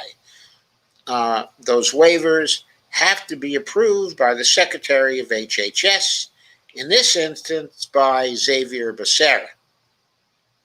So, but why not just go full fed? I'm sure they would go full fed if they possibly could, but they can't do that under the Affordable Care Act. What they can get is the waivers for a state, like Washington. The waivers might be considerable. They might be $5 billion, about $9 billion, $10 billion. They would substantially add to the fiscal capacity of the state to support the whole Washington program. But I don't know how substantially at this point. Could be Gerald Friedman has made some estimates. Okay, I have to check that out. Kay says July 24th, there are Medicare for All actions all over the country. Yeah, that's the anniversary, of the Medicare Act on July 24th. That's the significance, of that particular date. And Jayapal and the progressives in Congress are trying to coordinate things for that date so that all kinds of things happen in support, of Medicare for All.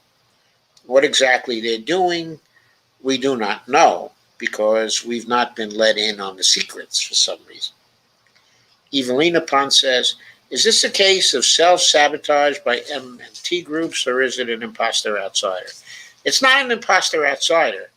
It's people coming, from RP, who come out of goodwill to try to explain the risks that will be run by the state of Washington if they try to have a state-based, a universal health care program, because they are not the currency sovereigns. That's what people are trying to explain to the activists, in Washington. It's very hard to make those explanations because the activists, of course, want to get on with trying to get the legislation through. And it's hard for them to listen to MMT people who are telling them that what they're doing is unfeasible or impractical because Washington is not a currency sovereign. They know Washington is not a currency sovereign. Okay? So the MMT people are basically bringing up talking points about what could possibly happen to Washington to drive the program into fiscal unsustainability. That's what's going on. And the MMT people keep on coming up with objections which do not directly derive from MMT, but are based on political judgments about what might possibly happen in the future. So basically, they're scenarioing things and saying, this scenario could make you unsustainable. That scenario, if that happens, it could make you unsustainable. If this third thing happens, it can make you unsustainable. And they're doing this, making these comments without having examined in detail the cost estimates about the program, which were generated by Gerald Friedman, who is a good economist and a careful economist in his own way, but is also an MMT critic who has written a book criticizing MMT. So, of course, when the MMTers hear his name, they absolutely see red. I shouldn't say the MMTers. What I should say is people coming from the RP group, a particular kind, of MMTer. When they hear the name Gerald Friedman, they see red. That's basically what's going on there. A part of what's going on there. Someone in that thread said RP was being attacked. I didn't see any attacking. I don't think much of that Richards dude, though. Well, I don't know anything about the Richards dude. I looked at some of his threads. I didn't find a lot of them to be very significant. I thought that comment, though, was putting his finger on something that was true, specifically that the things coming from the RP side uh, were not about MMT. They were claims being made concerning Washington, which the MMT critics, off what they said, didn't know very much about. The devil is in the details, and they weren't up on the details. They were only trying to use talking points to try to convince the Washington people to back off. And the Washington people have invested days and days and months and hours in this movement. And of course, they don't want to back off. If you want to get them to back off, you have to put in a serious critique, which would take serious work and commitment to detail to try to show them that Gerald Friedman's analysis is an error.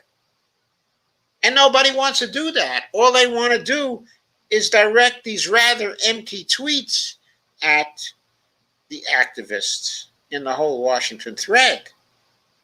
Now, someone in the thread said that RP was being attacked. Now, I can't see that thread, but I did see a retweet of it. And the thread mentions my name, that I am attacking RP. I personally didn't think that I was attacking RP. What I was criticizing were tweets from RP people in these threads that were going beyond the MMT lens and that were basically talking points that were not in any way justified by the MMT lens. Kay says, only one in Ohio on Columbus, our capital. Ghostart says, comparing MMT to Reaganomics is violence. Who did that? I never compared MMT to Reaganomics. I mean, I love MMT. So Lana says, Washington medical program doesn't really apply to everyone. Well, I don't know. As far as I can see, it would apply to everyone if they were to sign up for it. In other words, I don't see any exclusionary criteria in it. If you see some, Lana, then please tell me what they are. And Carmen says, the medical for Medicare for all March and July needs a featured MMT speaker, or all will be for naught. Are you going, Joe? Well, I don't know. I might go to the march here in D.C., but I haven't been asked to be a featured MMT speaker. I suspect that someone will probably ask Steve Grumbine to be a featured MMT speaker. If they do that, I think the whole Washington people are going to be very, very angry at them, and they are going to be at this march because the whole Washington people are very strong supporters of NEMA as well. At least the Red Berets, let me put it this way. The Red Berets are strong supporters of NEMA and whole Washington, and they are going to be at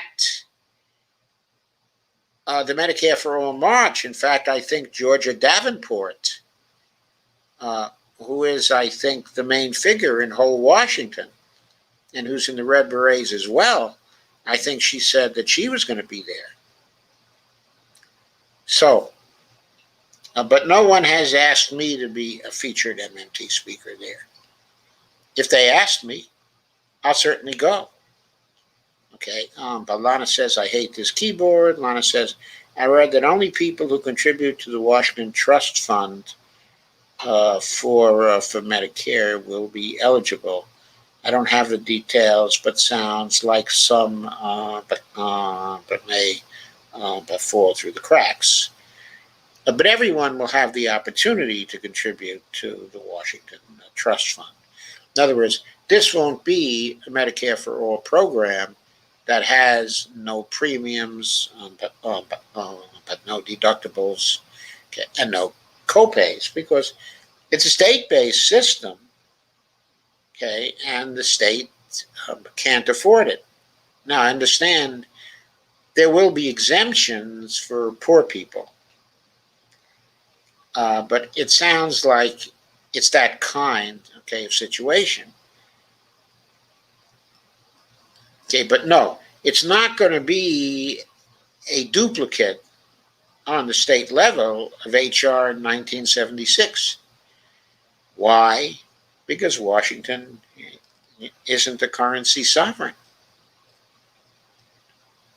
Carmen says, oh, and you got to wear one of those funny dinosaur suits with itty bitty arms but in green because you're Hulk, after all.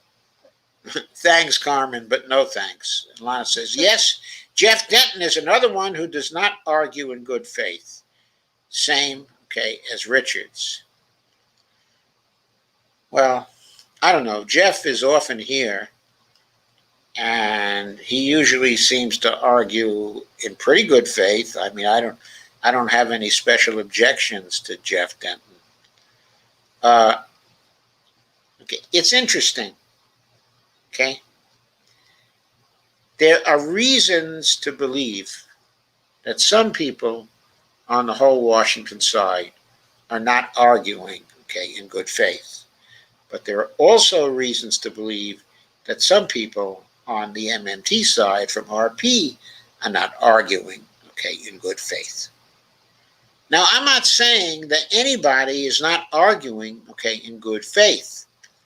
But what I am saying is that from the standpoint of the whole Washington side, it doesn't look like the MMT people who have appeared on the thread are arguing in good faith. And they have a decent amount of evidence to believe that. In other words, they have good reason to believe that the MMT people are making debating points. They're offering talking points rather than serious analyses. On the other hand,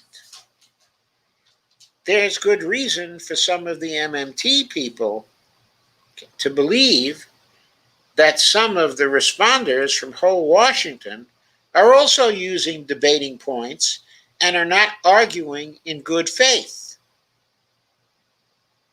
Yes, it's common, Lana, for people who are opposed to each other in their goals to not argue in good faith, to make debating points. That's what happens in our culture. People do that. It's a contest. It's competitive. You want to win the debate, so you don't argue in good faith.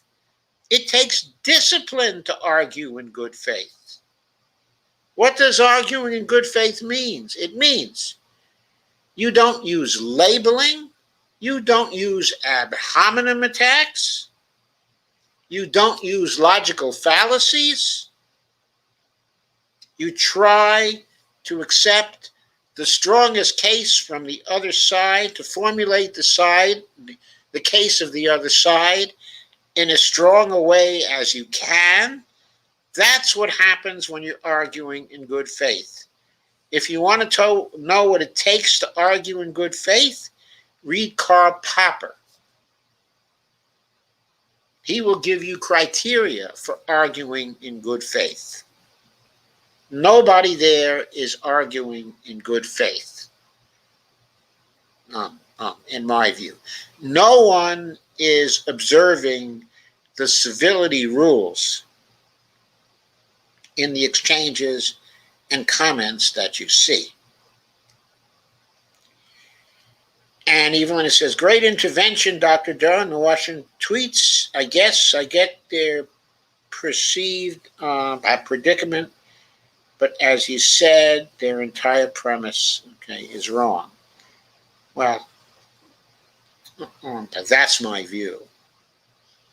Okay. In other words, I don't think there's going to be a race to the bottom there. I think rather they're going to trigger a race to the top. I think there's as much reason to believe that as there is to believe, okay, there's going to be a race to the bottom. Okay.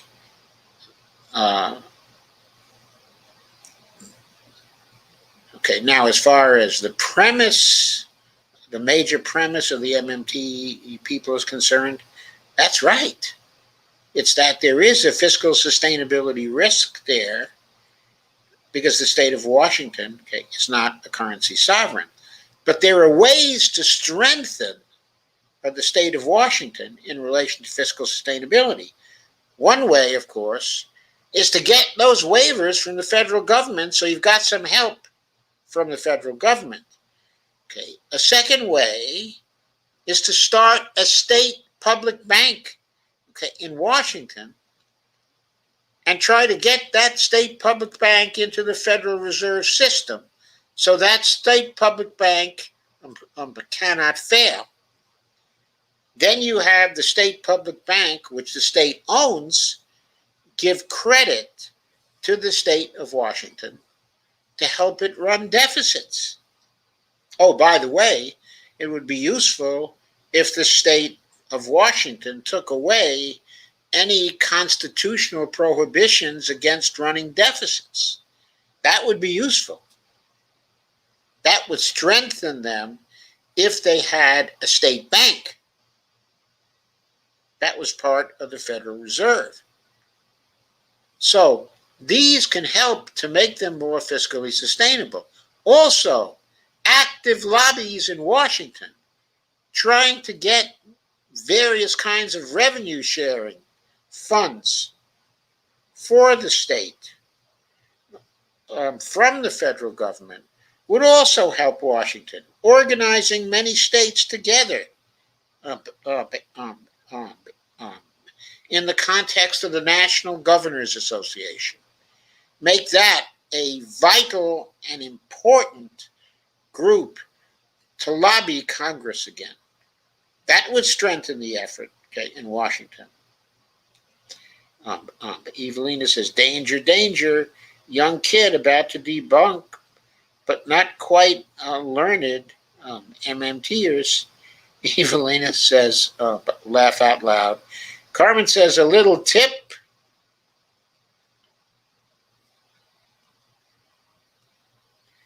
Carmen's giving me a little tip at some point. I scrolled past it.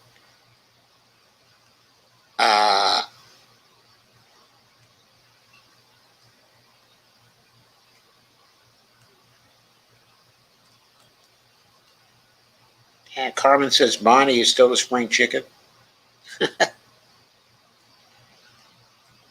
Oh, God.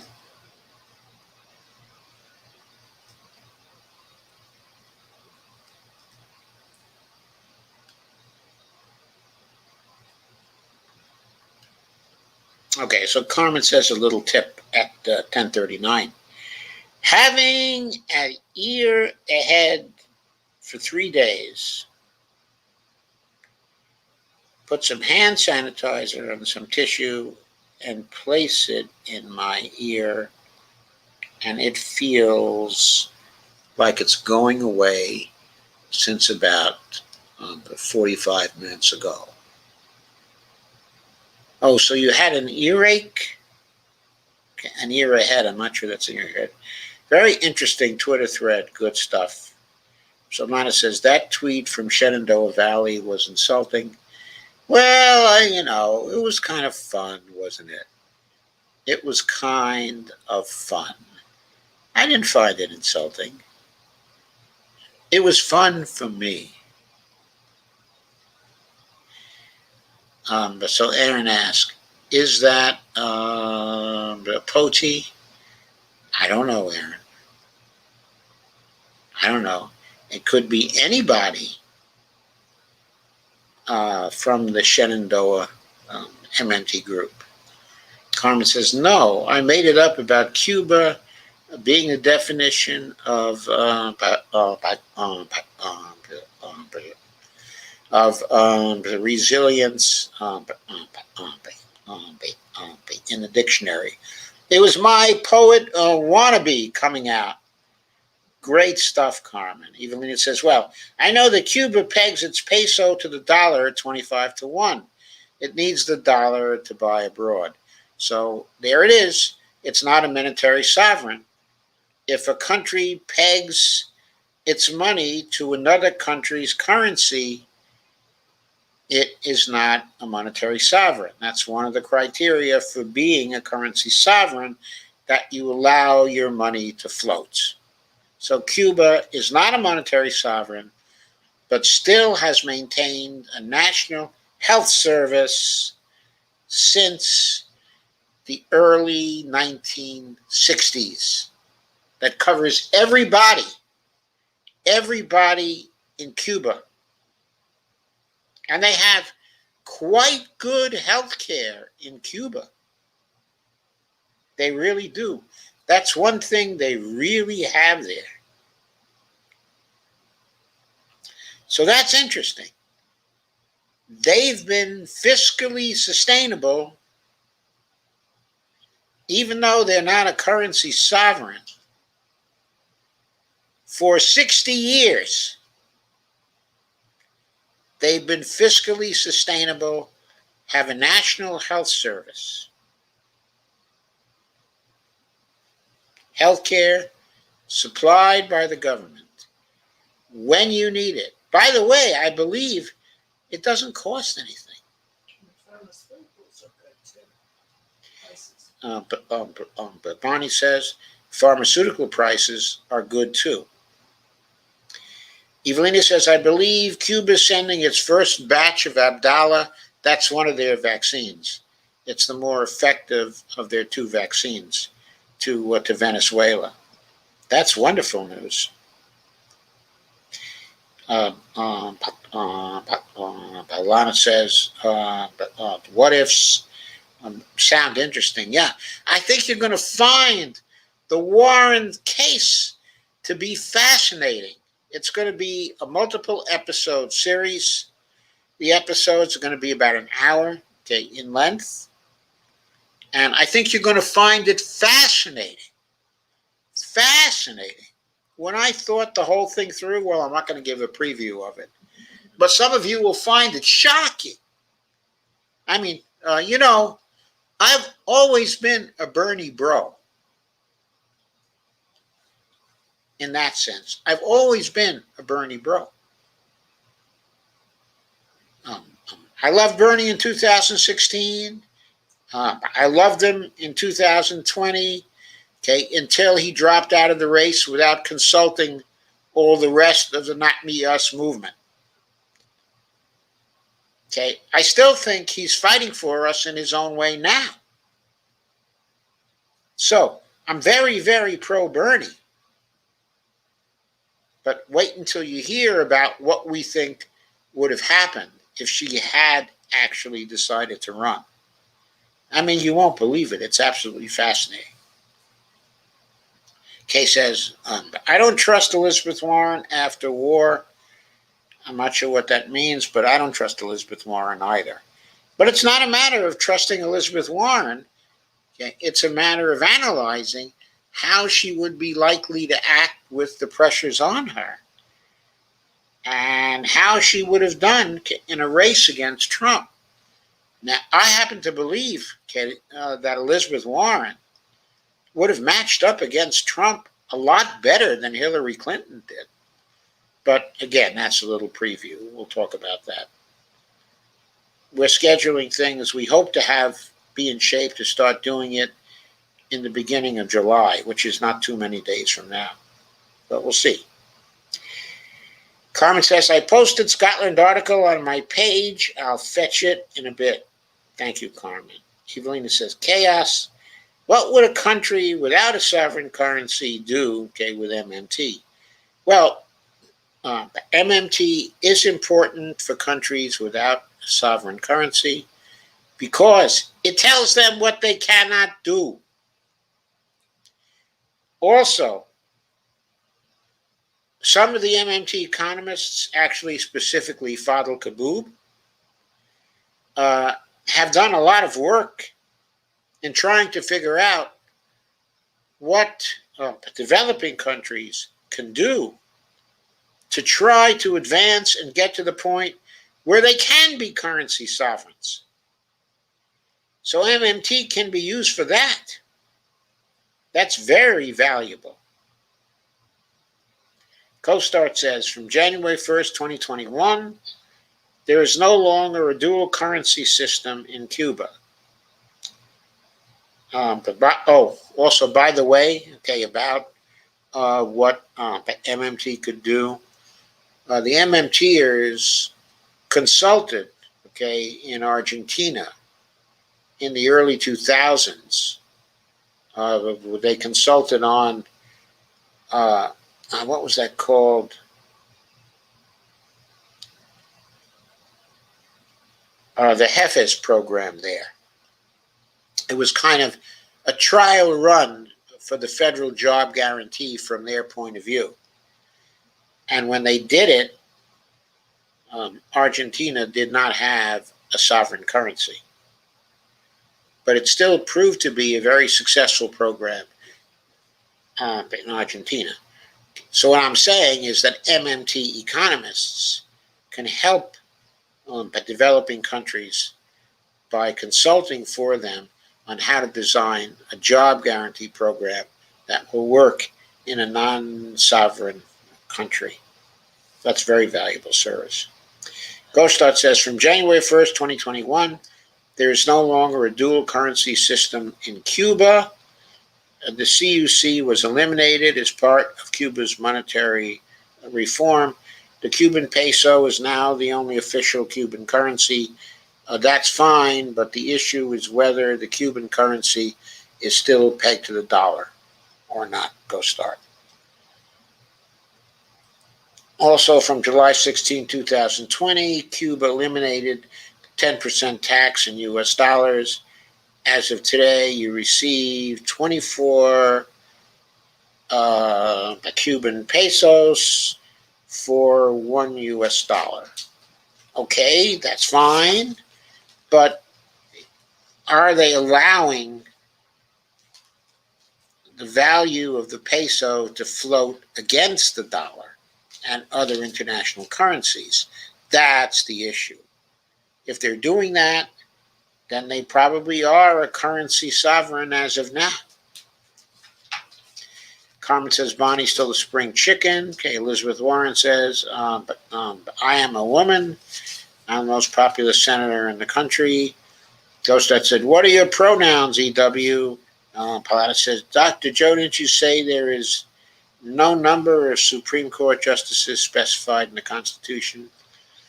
There may be, I forget whether there's a starting number of Supreme Court justices that was specified in the Constitution, but the power to specify the number of Supreme Court justices there will be is vested in the Congress and not in the Supreme Court.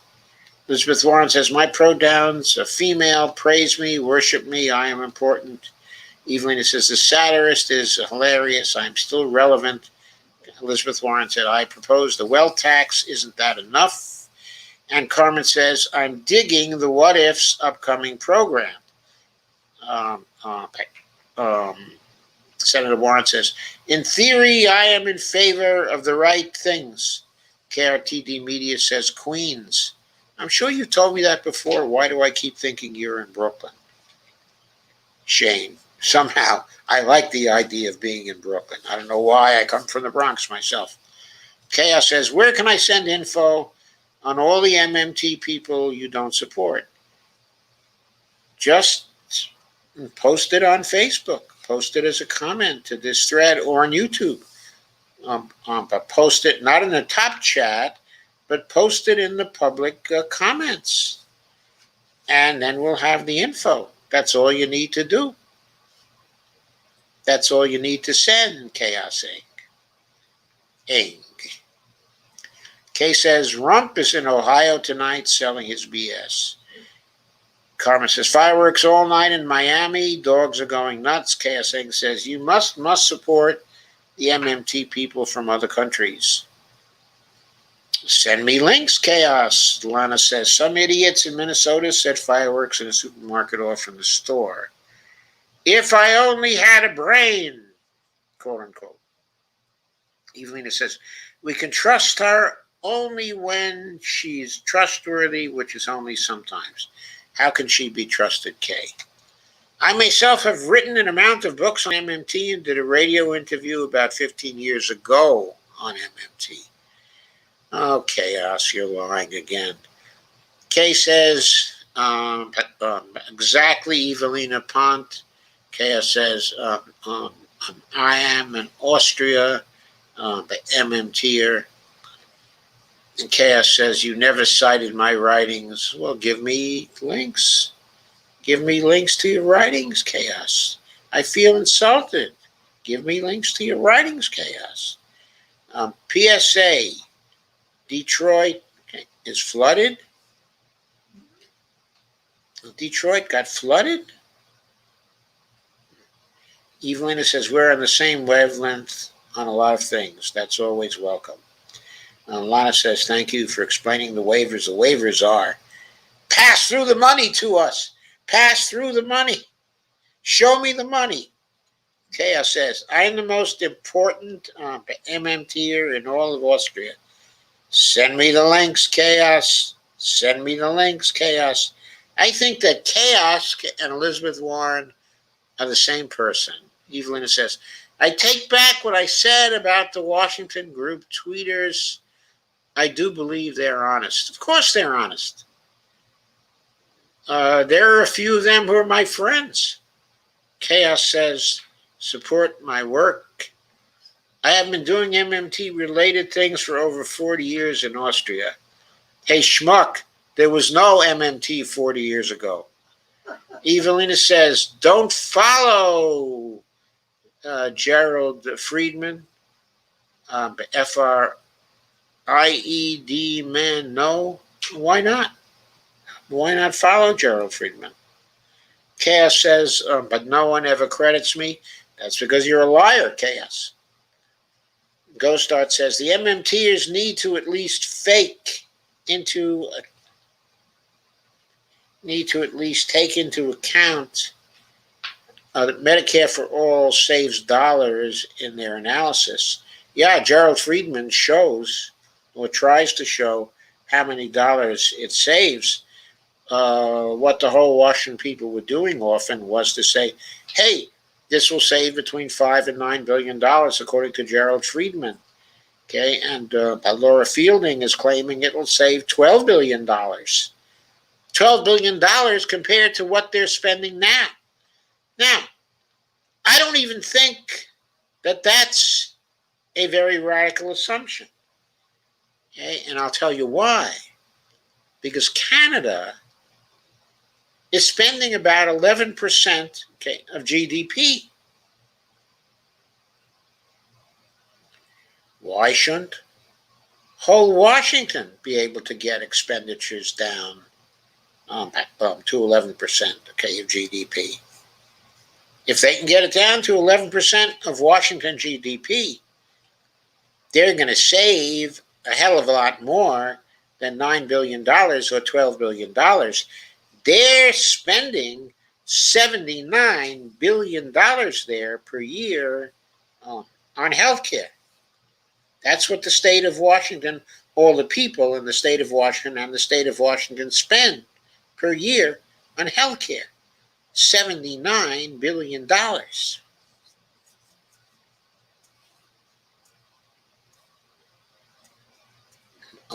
billion of that would only be 10%. $12 billion would only be 15%. It is not a radical claim on their part, considering that Canada spends less than 2/3 of what we spend in the United States right now. Try whole Washington spending only 33%. Maybe the truth is closer to that.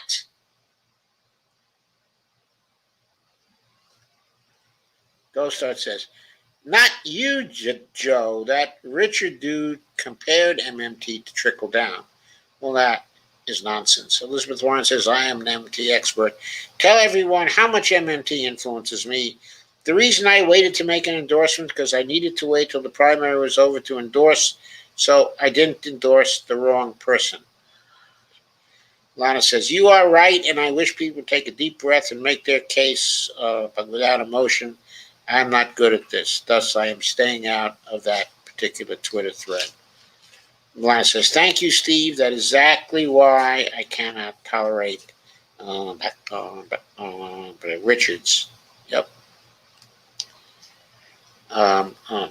Laura asks, have you mentioned, Lana asks, have you mentioned the state bank to Laura? Yes, I have. I mentioned it actually in a tweet. So she's got that. She says she's going to look into state banks. Kay says, I like state banks too. Okay, and Elizabeth Warren says, I am extremely relevant still. Ha ha ha. Is Joe Manchin really that bad? He's a Democrat. And Ghostart says, EW, you have a better chance of getting your message out with smoke signals. If someone is in favor of the right things, that's enough. And if you've done one thing like I have 10 years ago, you no longer have to fight. Kay says, no homelessness in Cuba either. And Carmen says, I wonder, since Cuba pins its currency to the dollar, if it gives the U.S. a way to bully them. Sure it does. The U.S. has been bullying Cuba for, 60 years now? More than 60 years now? But Cuba has still been doing what's important to Cuba. Free education for its people, good health care for its people, a large measure of equality for its people. Cuba has good health care, but I heard no medicine or medical supplies available due to sanctions and embargoes. Yes, in short supply. I wouldn't say no medical supplies. They're getting medical supplies from somewhere. They're manufacturing some of their medical supplies. I'm sure they're very clever, at that. But yes, it's a hardship for them. It's a hardship for Venezuela.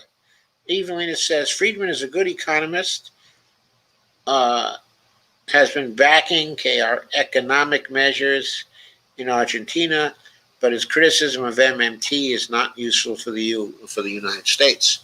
Well, his criticism of MMT is not well founded, and I don't believe that it's an intellectually honest criticism of MMT either. I think that he has misstated what the MMTers think and the arguments from MMT. But I don't want to push that point too hard. That's my impression from skimming some of his work, on MMT.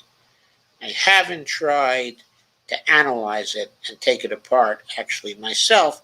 I thought that I would leave that to Randy Ray, and Yevher Nassisian, and other people, who work with Randy. Because I knew he would put in the work on that anyway, and he's going to do a great job. So why should I do it myself? I have other things to do than critique Gerald Friedman. That's not, my number one priority in this world. And Carmen Muniz says about Warren Old Pocahontas.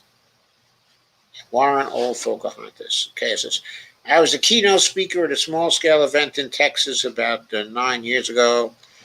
Kay says, yep. Michigan is a mess. I'm not going to quote chaos anymore because chaos is just spouting nonsense now.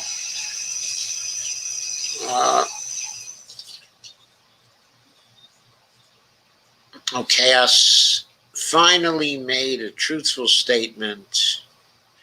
Oh, so Carmen has given the link to the article about pulling CO2 out of the environment. It was a BBC article. Thank you. Honey, if you want to turn that off, you can turn that off. Yeah. Chaos Eng says, KMT economists have used Japan example of a country that demonstrates that high deficits and debt do not lead to insolvency, high interest rates, or inflation. Yes, that's true. MMT economists have used Japan as that example. See Mitchell 2016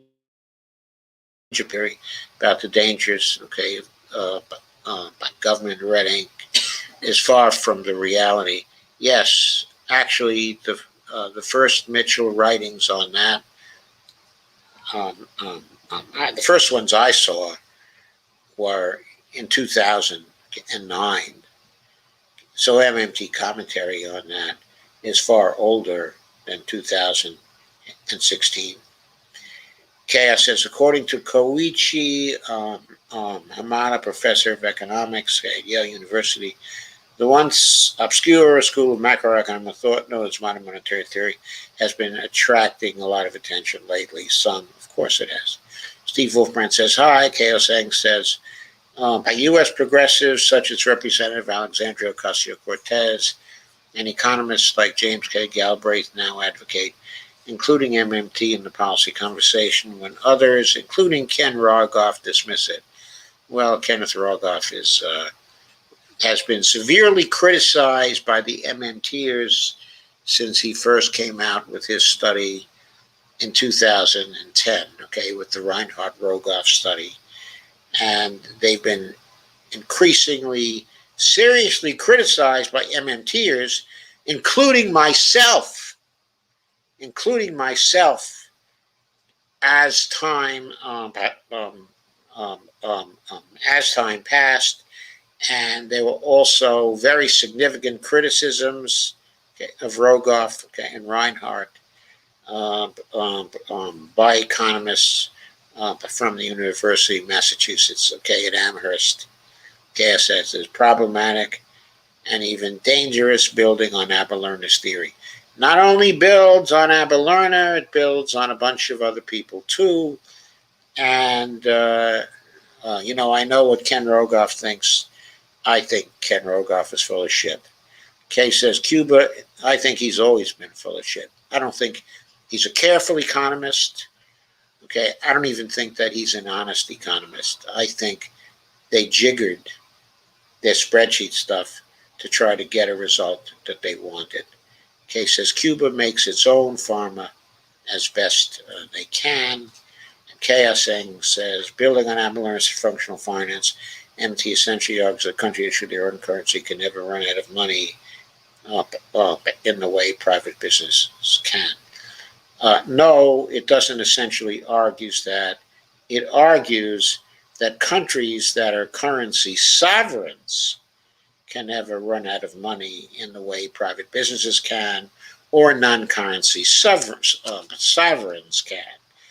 It's only one criterion for currency sovereignty, that you issue your own currency. There are other criteria too, and if you had read any MMT and know anything about MMT, then you would know what those criteria are. Chaos. For U.S. progressives like AOC and presidential candidate Bernie Sanders, this implies that the Federal Reserve could print. The Federal Reserve doesn't print money.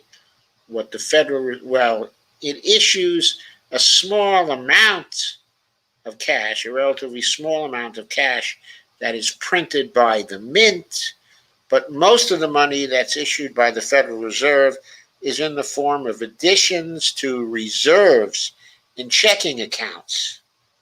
It is electronic money. It is not printed money chaos. Large amounts of money to fund initiatives with major long-term benefits, such as job guarantee program or public infrastructure projects or Green New Deal projects. Some MMT advocates, including Stephanie Kelton, a former economic advisor to Bernie Sanders, pointed to Japan as proof that the approach works despite high public debt, its economy is steadily recovering. Japan is not using the MMT approach, and Stephanie Kelton does not claim that it's using the MMT approach. All that Stephanie does and the other MMT writers is to cite what Japan is doing as proof that currency sovereigns are fiscally sustainable. That doesn't mean that the people who are running the economy in Japan from the government side are following the MMT approach. They most assuredly are not. Chaos set standards of living are high. Strategy, Abenomics have not generated a much feared surge in inflation. Even with Japan, some argue there's no need for a consumption tax hike to fund public spending. Okay, so the Abenomics approach is not MMT. Chaos says, moreover, MMT advocates point out Japan's expansionary monetary policy is a central feature. Prime Minister Shinzo Abe's economic revitalization strategy, Abenomics, have not generated a much feared surge in inflation. World, what really matters for the government, just like for private firms, is that nope, not the net but debt to GDP ratio. If you know MMT, you know that matters no more than the size of the debt itself.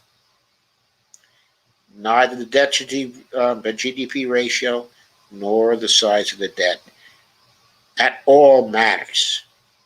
There is no magic number that matters. The only thing that matters is the consequences of government spending, including deficit spending. It's the outcomes that matter, and whether the outcomes are in accord with the public purpose.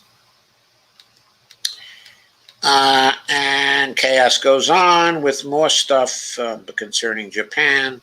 Managing public wealth, further challenging Kelton's assessments. Japan's primary balance has improved over Abenomics thanks to its economic recovery.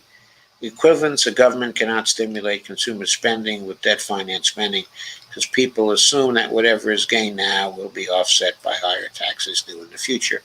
Well, of course, with respect to MMT policies, there would be no offset with higher taxes in the future unless it runs into inflation. What you're talking about there is the contention of Keynesian economists. That's not what MMT economists say. This campaign that drove the MOF constantly to advertise this does not mean MMT has no merit in Japan or elsewhere. You don't understand MMT chaos. You're full of it. You don't understand it. Go away. So Whitmer declares SOE for Wayne Company Detroit flood. SOE being a state of emergency. KSI says MT is a heterodox that says monetarily.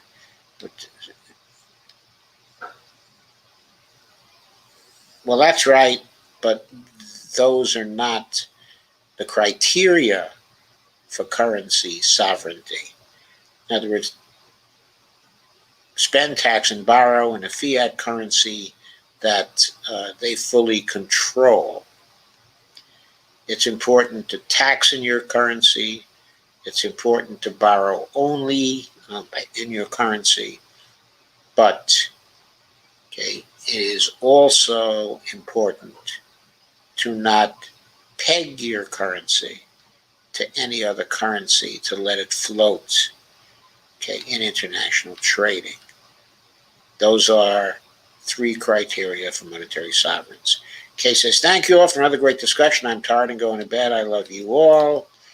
And Lawrence Summers has called it fallacious. He's another guy who's full of shit. He's almost always wrong. He's never gotten anything right. The reason why the recovery from the recession the crash of 2008 was so slow was due to Larry Summers. Yes, Jerome Powell simply says the idea is just wrong, but of course, Jerome Powell has no understanding of MMT. He hasn't really read any. He doesn't know what he's talking about. He is simply wrong. Yep, that's true about Randy Ray or bankruptcy. An interview with NHK, Ray pointed out the country's GDP. Now you're just copying stuff. Chaos is the Richards of Elizabeth Warren's. Chaos says from reporters around the world inquiring whether Japan serves the premier example country that follows MMT policy recommendations. All I have to say to those people is no. They don't follow MMT policy recommendations. If they did, they would long ago have achieved a truly prosperous economy in accord with the public purpose. No, Japan is the perfect case to demonstrate that all of mainstream theory and policy is wrong, and that is the best example of a country that always chooses MMT. No, it's not. It's not following the MMT lens. I can tell you that, Chaos. All the MMT people will tell you that. You got it wrong. Anyway, good night. Good night, all. I am ending.